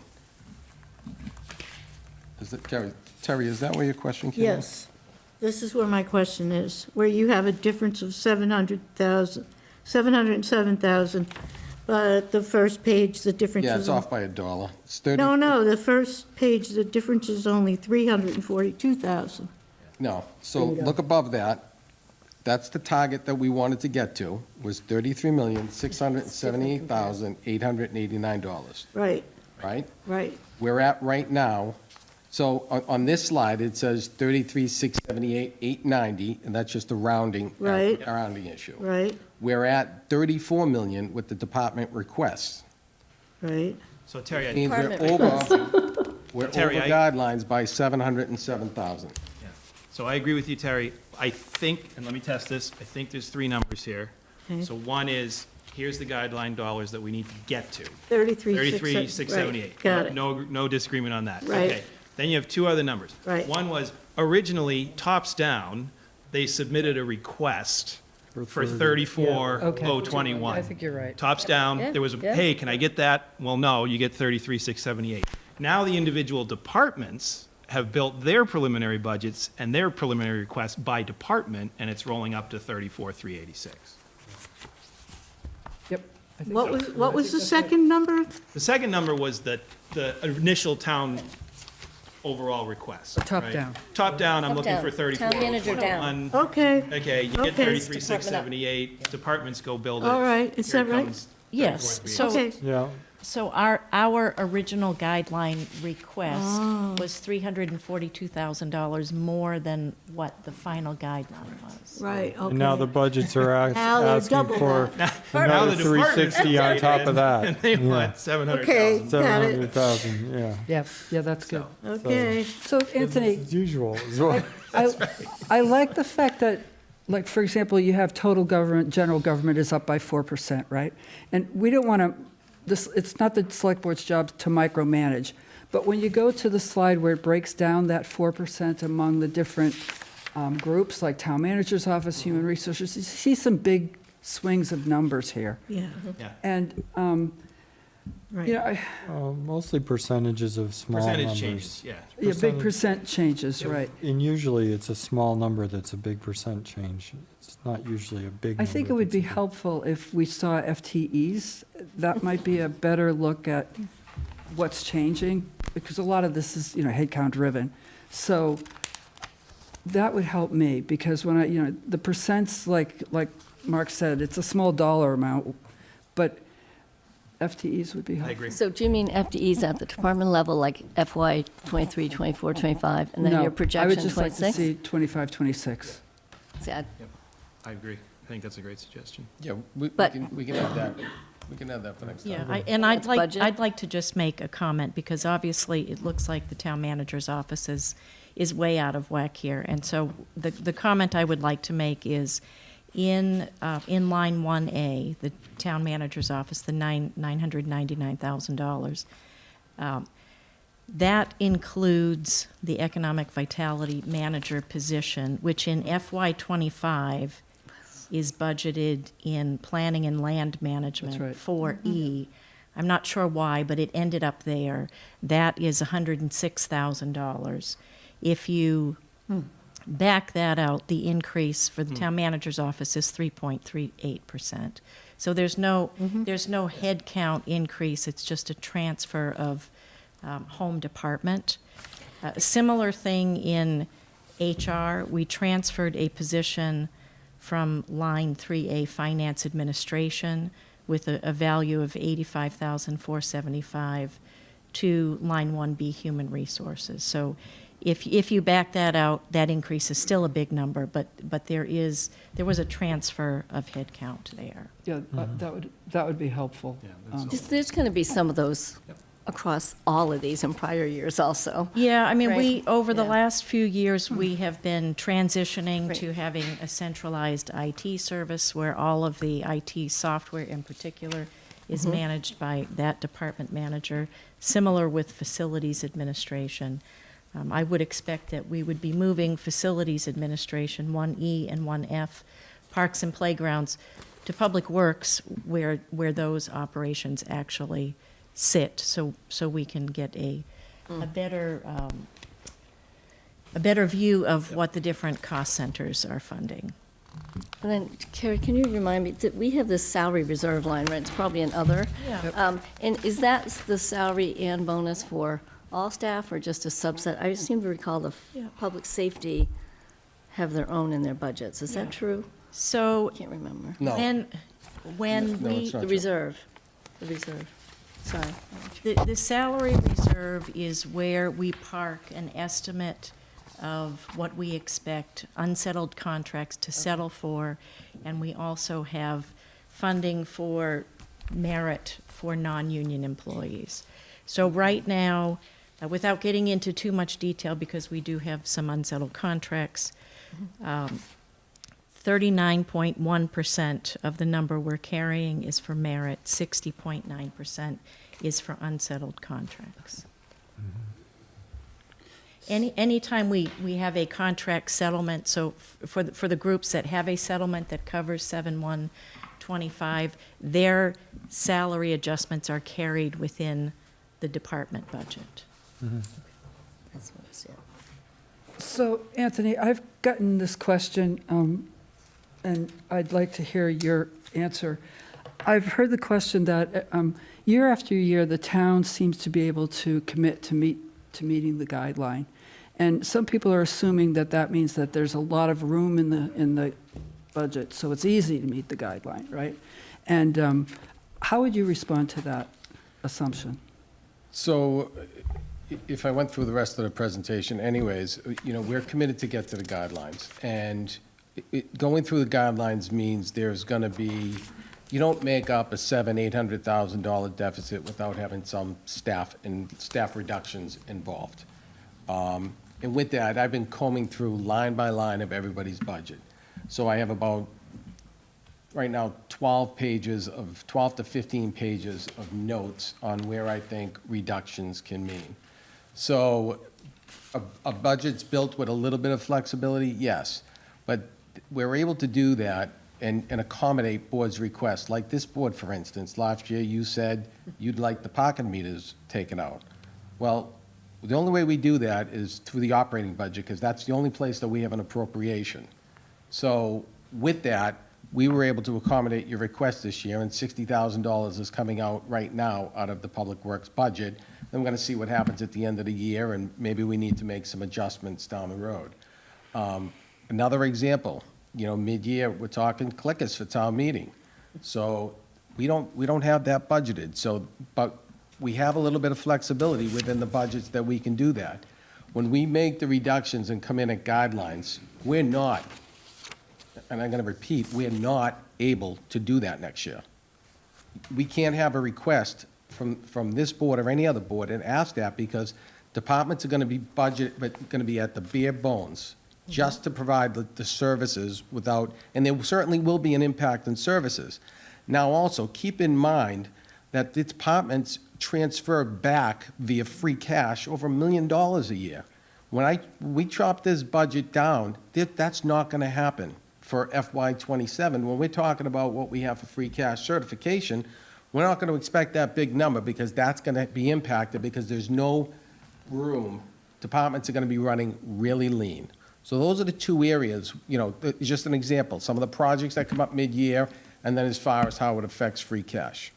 And as you remember, Moody's, when we went out for our bond rating, made a comment, and it said, the town, just caution on the town's reserves. We have $4,000 in general stabilization fund, which is extremely low. We have about $5 million in the middle school stabilization, and then the only other available cash that we have is free cash. So, that's. So I think what I hear you say is that you can meet the guideline but you'll see the effect in free cash. Yes. You'll see the effect in the fact that you can't fulfill these ad hoc requests. Correct. And I would add, though, I think that's historic. Going forward into the next fiscal year, we're absolutely looking at FTE reductions.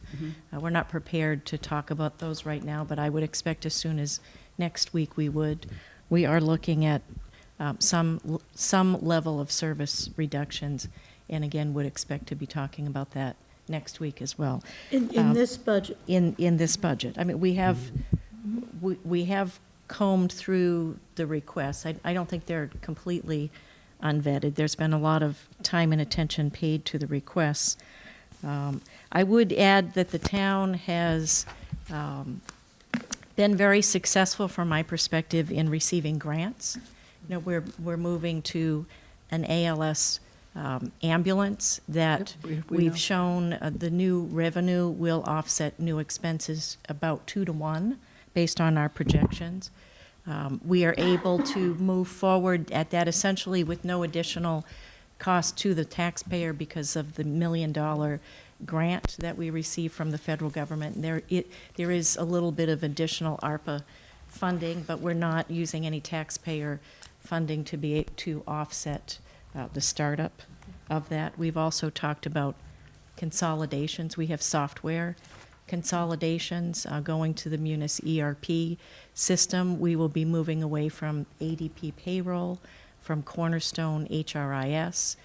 There are some significant dollar savings as a result of that. Those activities will take place inside of the Munis ERP, but there is a transition because we need access to systems as we're transitioning.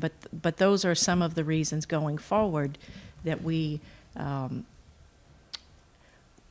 hope we're better positioning ourselves to more easily meet the Finance Committee guideline. Well, also recognize that the Finance Committee guideline of 2.85% is pretty well and substantially below inflation. It is. So it is a guideline that invites some level of reduction if you just inflated the costs at the trailing 12 months or even the projection for future 12 months. Also, I always appreciate when we do this review, if we can have a quick look at the joint accounts. Those of us that went to the MMA conference last week heard about some pretty substantial increases in the health insurance costs, and I'm wondering if you would care to comment on movement in the joint accounts since the guidelines was issued and what kind of effect that might have on. Sure, happy to. So, we did get some news that I wasn't happy with, and that's the health insurance increase. In my financial forecast that we're working off of with the Finance Committee for now some time, I budgeted 12% increase, and that was based on advice from our consultants. And what we heard at the MMA annual conference and trade show was that the midpoint is 14.8% increase. Now, Concord, if you remember last year, we went from Neshoba Health Group to Meyer. And what they said for year 2 is that, you know, you can expect to pay no higher than the middle of the average, which is the 14.8%. So our consultant also told us we had some claims or some cancer and so forth, what's driving up our claims. So she's told us that we should be prepared for the 14.8. So originally I budgeted, Mark, like I said, for the 12%. So it's going to be an impact to the joint accounts there. Yeah, and So on, are you going to have that next week? Yeah, it would be helpful to get an update, because Yeah. it's been a I long can add time that. I since can add that. November. That's- So Yeah. next week, we're planning on having the budget that supports the guideline, plus a preliminary look at what you think the joint accounts will look like, right? Is that? Yes, yep, Okay. I can do that. And then also what the level of cuts would be and where they would be and what would be impacted. So Anthony, when you were talking to us at an earlier meeting, we had revenue pages, and at that time of year, the revenue estimates are traditionally really conservative, and then hopefully sometimes they go up a little bit. Is there any chance, if the actual revenues start coming in a little better than you forecasted, that the FinCom might change, add in a little bit more, or? Yeah, I don't see them adding in anything more. You know, No. as far as our, love to hear that, Terry, but no. So, we're going to take another look at our estimates for revenue, and we do have some transfers that we need to make adjustments for, but I can't imagine it would be enough that the Finance Committee would consider a different guideline. But I'm certainly not going to speak for them. They're but not that conservative revenues, it's I not don't- that far off, I okay? don't think so. Okay, just Well, thought with I'd the- ask. At the FinCom meeting, I don't know when it was, but he put together a preliminary look at what the impact on the property tax would be. Right. With some estimates on revenues and joint accounts, and it was 6%, right? With the guideline, meeting the guidelines. Is that in So- January, or is that, go back to, Yeah, that was going is that back. early Right, January? But that's That was with adding the, in some, Yeah. I'm with the sorry. conservative revenue It was. estimates, though. It was. Yeah, that was adding in some of the excluded debt, but we needed to still do the offset from the stabilization, so it wasn't, That's we right. needed to Well, tweak a that's little right. bit There there. were still a lot of That's moving right. Still parts. moving Okay. parts. But- Okay, So if I could just get a feel for the timeline. So next week, we'll know, again, how you hit the guideline, a preliminary look at the joint accounts, right? And then you're going to bring that to the FinCom, right? Correct, And on the then when, 13th. help me remember, when will we get to put this all together with updated revenue numbers, updated joint accounts, guideline spending, so that we can forecast, so the FinCom can forecast an impact on property So taxes? the final town manager's budget is due February, is it 24th? End of Yeah, February. the end of February. End of February? So, Okay. Okay. we're going to get there, but it's probably going to be closer to end of February. Okay, okay. Our job is to just look at the town budget right. and the joint accounts. that's on Yeah. page 10. If Andrea goes forward 2 pages, it'll appear on the Yeah, and screen. the only thing I want to point out too here is that it was on the slide right there, is that Peabody School. Now, Yeah. these numbers don't include reflect it. the carrying costs for Peabody School. So if you had to ask me we still don't have an estimate, we're trying to work through it. If you had to ask me, I'd probably guess at maybe like $80,000 as a carrying cost. Re- So, that's something that, personally, it's, I have a hard time that we're absorbing the cost within a 2.85% guideline, so, Right. I don't know if that's something, I don't think that's fair. Well, know, didn't we talk mean, about putting that as? Can you put it as a when we separate put- article or When we something? put the article in front of town meeting, is if they want to take the transfer of the Peabody parcels, we were going to add to that it will cost $85,000 to keep it, to maintain it and secure it? Yeah, well, That again, would be my recommendation. I would- Or would- transfer yeah, I it, would I mean, if too. it's That's moving, not- transfer it from the school budget. I mean, yeah, well, If you're picking up, Their if you school just pick budget it up- already the took school that out. budget School- yeah, school recognizes budget. the savings from not not running it. And, you know, this, to my mind, because Peabody School is basically in limbo while we decide what to do with it, it's the perfect thing to carry in something like a joint account line item, because then it's not, because Right, it's year to otherwise year. all we're doing is loading a new burden onto the town without Can any. that be part of the article? It Well- can, it Yeah, can be. can be, Yeah. yeah. That's what we're Yeah. thinking of You doing. asked for Yeah, funding. I mean, just to be, That's a 'cause great I'm- idea. just to be Yeah. Don't clear, put what it the in joint guideline. accounts are is things like health insurance, which covers all employees, the town and and so it's not hiding it, it's just carrying it outside of the Being guidelines. transparent. Classification. Or He's the- talking about- Well, you know, Yeah. I want to be tough on the numbers, and I think it's good to have some healthy tension on, you know, what we find, but I'm not one to just carry something in and, Yeah. as a new thing and not have to, you know, Right. you're picking that up, that's a brand-new thing, you got to have a budget for it. Right. You can't just say, And the okay. finance committee, when they set schools the have taken guideline, it out didn't of their include budget. it. Yeah, yeah, so Their I, guideline, yeah, yeah, so I like the idea they've already of, put that. as part of the land transfer, Right. it would include Yes. a Right. specific amount for maintenance. Right. Especially if the building was going to remain, as we talked about, being mothballed. You know, Right. I think if it was going to Correct. be used, maybe it's a different story. Exactly, but we don't you know that. So let's budget for, you know, maintenance and security and things like Right. that. And where is the budget for FY '25 for the rest of, you know, March, April, May, June? It's in the schools. Schools. And it's For unfunded. Peabody? It's unfunded, Well, and that's it's what I in the mean, it's schools. unfunded. When you say there is budget, There's The not, the Peabody costs. Well, they own the school. they said it was about $30,000 that was Right, but it's unfunded. not in the school budget. They didn't fund it. Right. Well, And you know what? It's their expense. yeah, because It's theirs. it can't We don't even know it. transfer to the town until Till after July. town Yeah, meeting. till Not town ours. meeting. It's Right. it's their So- building. Right, so Terry, when they did their budget, Bob, from my recollection, budgeted up through March. Right. Right. Even Yeah. though, April, May, I don't June think was anybody theirs. realized what the Oops. process of transferring the building and then town meeting was going to be later. But Right. they realized that, Bob realized that, and superintendent had to realize that they're carrying the cost for those until it's turned over to the town, it's their building. Also, So- remind me what the savings was supposed to be from consolidating the two two 548. middle schools, 548 annually, The number that the finance committee carried, I believe, was $500,000. which again amortized, you get a quarter of that if you've got 3 months of operating one building against two. So you should be able to keep that other building mothballed in the savings. And we're not really Yeah.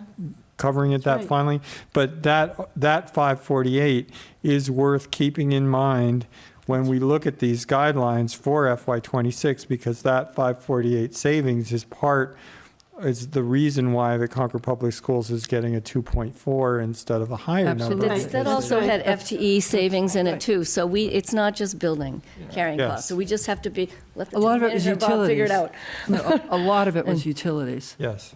Yeah, but there, I think that, you know, I don't want to speak for the Yeah, schools, I but there don't was either. some positions, I think, that they They felt did. would Yeah. be Yeah, they got redundant, ones and that would be takes, right. eliminated, but. Right, Yeah. and I this don't wanna is, speak for- this is what we trust the I got finance the nod, committee so I think I'm to, right. that's what we trust the finance committee to dig March, through. April, May, But I, like Cameron, I agree Actually, that, they might you know, be. I don't see the rationale if, It I mean, cuts if in the that. town was gonna pick up Peabody and do something with it, that's one thing, but if it's just going, if we just need a place to park it, I would park it outside of any of these three guidelines.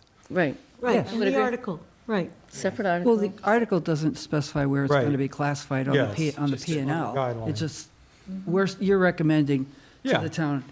I'm CFO asking that it the goes, finance yes. committee to consider that 80,000 separately. I could certainly bring that back to them on the 13th, Mark. Okay. and- We absolutely should. Yes. Yeah. We don't expect you, I mean, the and town manager it's should not pick it like up. it's a new question, because it's the same question I've asked them the last two times we've had a joint meeting with them. Well, I think we're just going to bundle it in with the article, Okay. Right. Isn't that? Yeah, how- but, I So mean, I that's- don't think we that- need the But I'm- FinCom's permission to but do that's, that. that's another be 10% separate. over the hole that Carrie and Anthony are already Yeah, trying I to know. fill in the town budget. And so if we accepted the Peabody School into the town's guideline, we would have a bigger problem. Oh, yeah, That's we're not not what we're 717 that we proposing are. though, Mark. We're Yes, I know. So I guess I could show do we- that, I'm Yeah. sorry, I could show with the joint accounts and put that in there, and then you can see the impact. Yeah, what just it put a was, line item what in, it is yeah. Now, for next meeting. I think we're making this more complicated than it Yeah. needs to be, really, so let's move on. You got it. We do have Yeah, it. they have it. Yeah. We do have it, You do have it. yes. Good. I mean, we do know what we're going to recommend. Great. Good. I thought we had talked about that. Okay. Any other, Anthony, where are we with your presentation? I think we're all over I the think we place. covered everything, unless there's something that somebody wants to go through. The only other comment I will make, I know we talked about FTEs. I want to go back to 24 on FTEs because we didn't have a 25 budget. So I'd like 24, 25, 26. And I guess it's budget. Okay, Yeah. okay. Yeah. Just at the high level. At the department, at the department level, I the think it helps department you level. understand why some of that stuff bumped around Well, yeah, historically. if you can put any footnotes, if it's not too much trouble, like if a position moved from, planning to town manager, if there's a footnote or something, that would save time in our meeting asking the questions. Just the big shifts. I mean, Yeah, if you'll it's, see it. $100,000 or something. Okay, so we're going to get the guideline budget, including FTEs. We're going to get a first look at the fixed costs or the joint accounts, whatever you call it. Okay, good. Okay. All right, Are we talking about? hard work begins. We're talking about Munis. Yeah, what's happening with Munis? All right, so we're going through closing the fiscal year. And, the challenges that we're faced with this year, closing the fiscal year, is unique because we went through a conversion. And when you go through a conversion, it brings its whole other challenges when you bring data from into one system into another and make sure they're pointing in the right direction. What I've asked is, in order to work through this, it was something that, I felt that we needed some experts in to help us through this. And so I hired the firm of Clifton Larson and Anderson. CLA. I'm sorry, CLA. All right. There you go. CLA. To come in and help us with two things. Number one, we have to close the fiscal year, and that's what they're helping us to. And then the second part of their project is going to be a chart of accounts conversion. Now, when we do a chart of accounts conversion after we close the fiscal year, that's going to help us moving forward not to run into the problems that we've had. Because when the chart of accounts was originally done, it probably could have been a little bit better. So we want to do it the right way. So CLA has had a ton of experience doing this. I've actually hired them in the last community that I was in, doing the exact same project with the chart of accounts. Now, I've asked the lead partner at CLA, Hannah York, to come up and just go through some of the questions, some of the things that she's doing to just fill the board in on what the issues that we're facing, trying to close the year. So, Hannah, you want to? So can I just Yeah. back up for 1 second? So I assume there was a chart of accounts conversion when the admin system was converted to Munis in the first place, and now we're doing a second chart of accounts conversion? There was a conversion, Okay. correct. It had to get done the first time. Yeah, Yeah. all right. I have a question also on the timetable. Do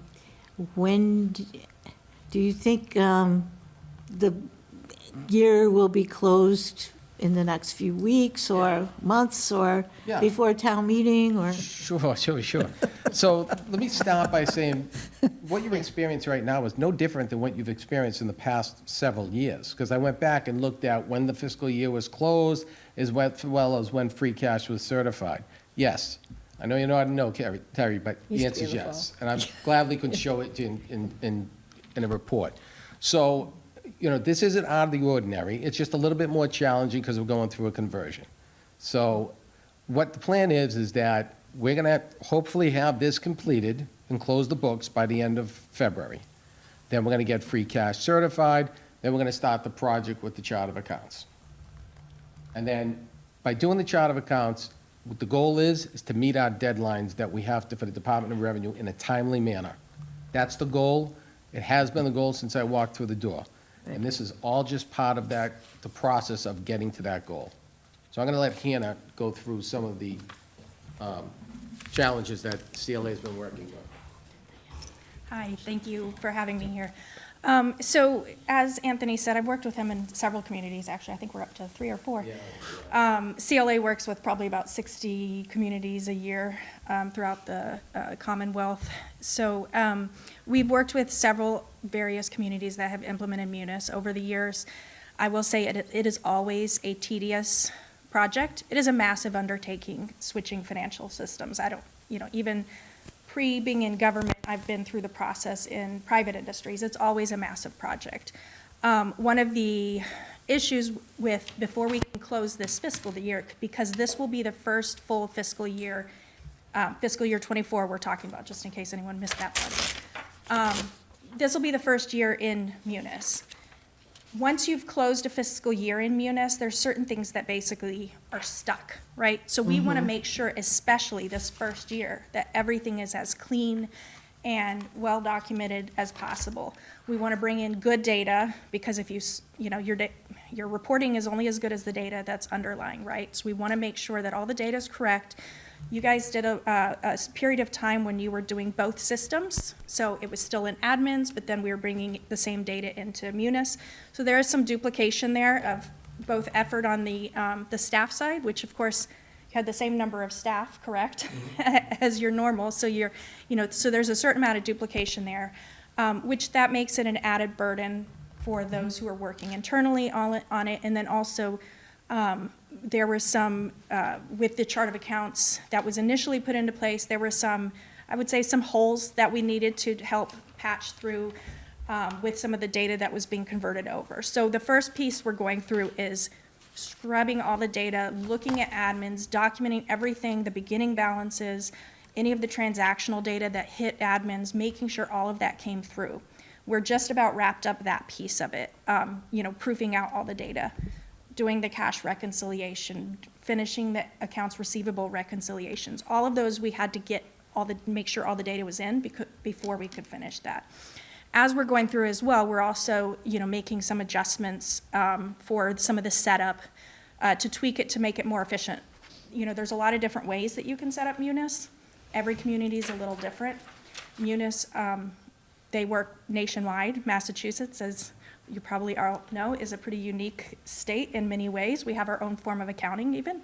So sometimes the way that Munis might recommend, standard nationwide to do something might not be the most efficient and best use for Massachusetts communities. So some tweaking that we're doing. We're also helping the staff with some additional training, making sure that they're using the new system, because this is all new to them as well, making sure that they understand it and are using it, and anything new being set up, because we don't want to fix something and then things are continue to be done the way they were before, and then we have to continue to clean up, right? So we're trying to fix, the data that's there, and then also make sure that everybody's, has the right processes in place, that they have the right training that they need to be able to utilize the system to its fullest potential. So the plan is, and I think, we should be able to get the books closed in February. Our goal is to have it closed by the end of the month and start working on the balance sheet and Schedule A reporting with the town to try and get all of the DOR required reporting done as soon as possible. And then, once we are able to close the books, for FY24, we'll roll those things forward and make sure that we get caught up on FY25, make sure it's all clean and also rolls through. So, like I said, it is a big undertaking. As soon as that process is done, then we're going to flip over to working on the chart of accounts redesign. But we want to make sure that we're working with good, the data is the most important thing, at this point. So this software conversion to Munis it sounds like it's a big project, right? It is a huge So what are the project, yes. benefits? Why are we doing this? Well, for one thing, I think Anthony mentioned you guys had multiple different systems before, Munis. And I mean, we work with a lot of communities across the state. I have there are no software is perfect, Yep. but Munis really is, especially for a community the size of Concord, it is the best option. Okay, so do we get cost savings or FTE reductions, or what is the concrete benefits? Well, so I believe you mentioned there was some cost savings, right, with the softwares, because you don't have 3-4 different softwares. So this software, you can do everything. It has payroll, HR, tax billings, not only not duplicating multiple softwares and having an integrated system where all of these modules, they call modules within the system, talk to each other automatically.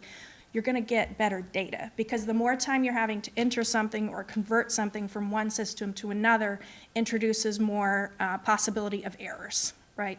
So if we have a fully integrated system, you're going to, it's more streamlining the process.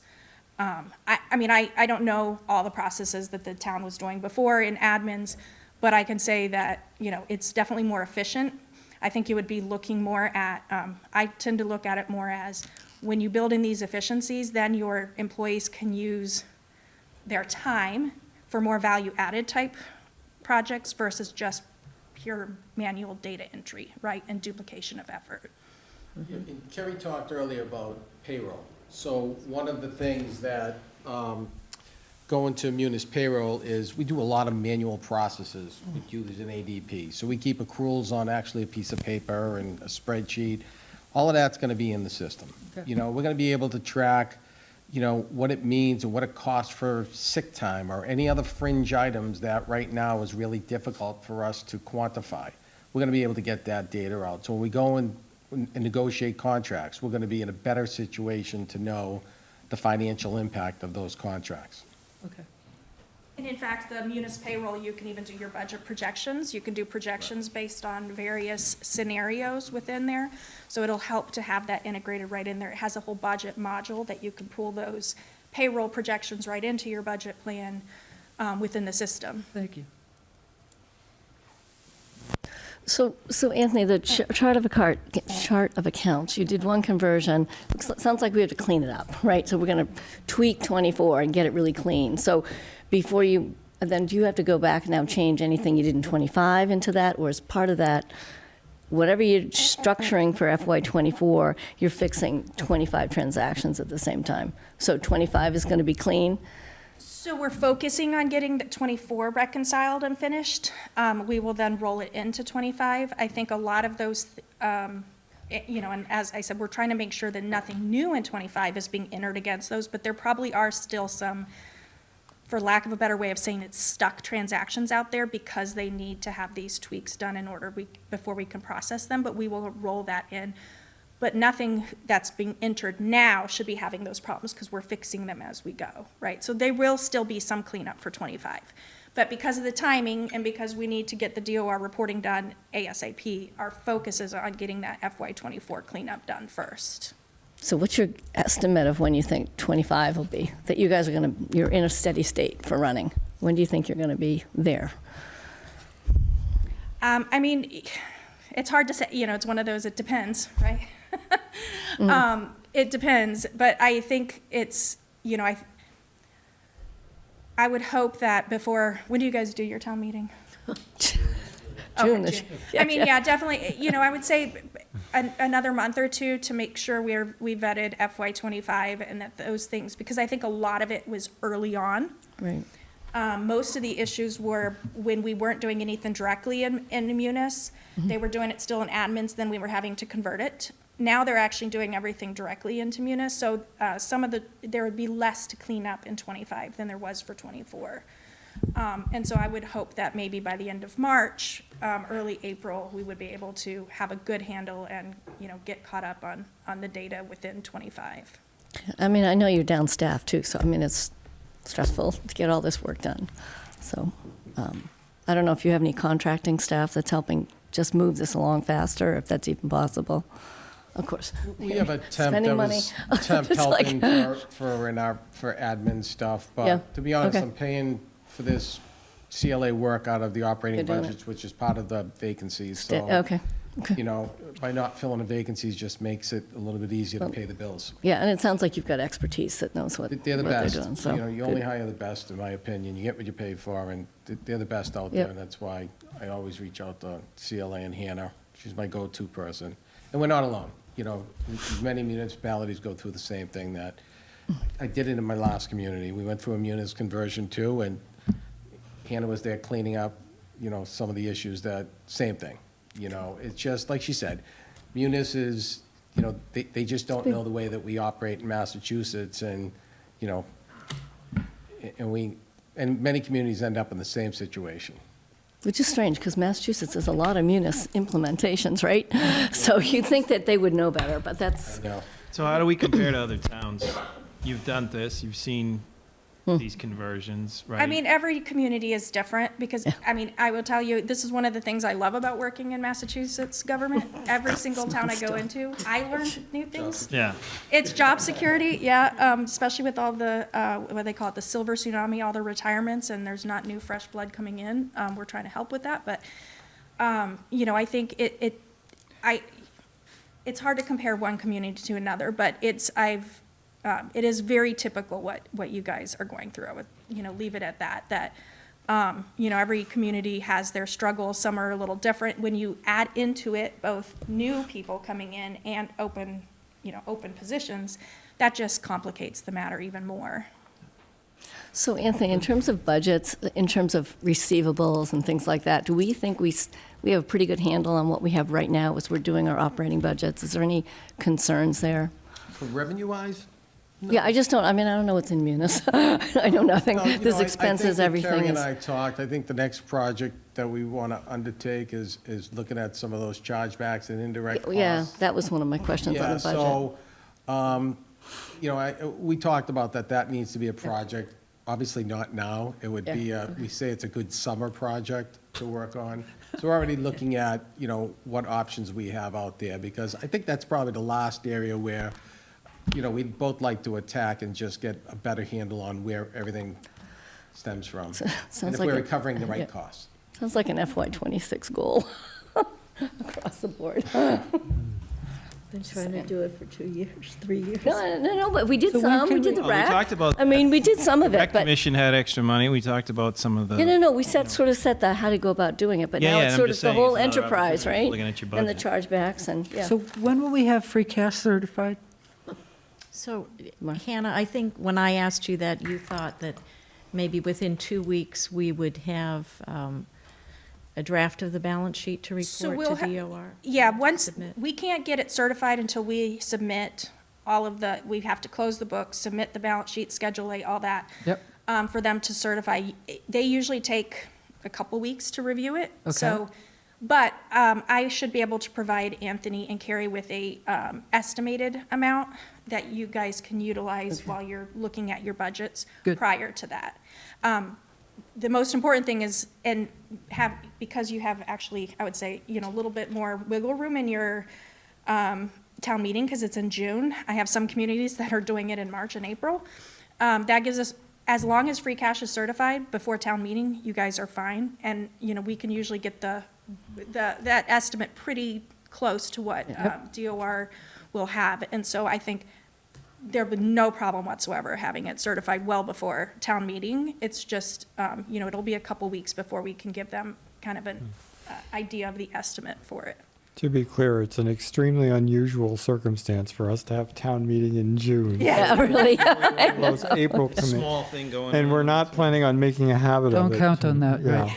So when do you think you'll have a reasonable estimate of the free cash? I know it's not certified, but Right, we should have an estimate in February. In February. Towards the end of February, yeah. good, at the same So time it'd you be close the before, books. I know Okay. you guys are targeting at having your final budget put together basically at the end of February. I would say the same timeline. Great, we're- thank you. We'll target for. Thank you. Any other questions? We're good. Okay, No. thank you very much. Thank you. Great. Anything else we need to talk about? Motion to adjourn? So moved. Second. All in favor? Aye. Very good. Okay. 5 o'clock again next week?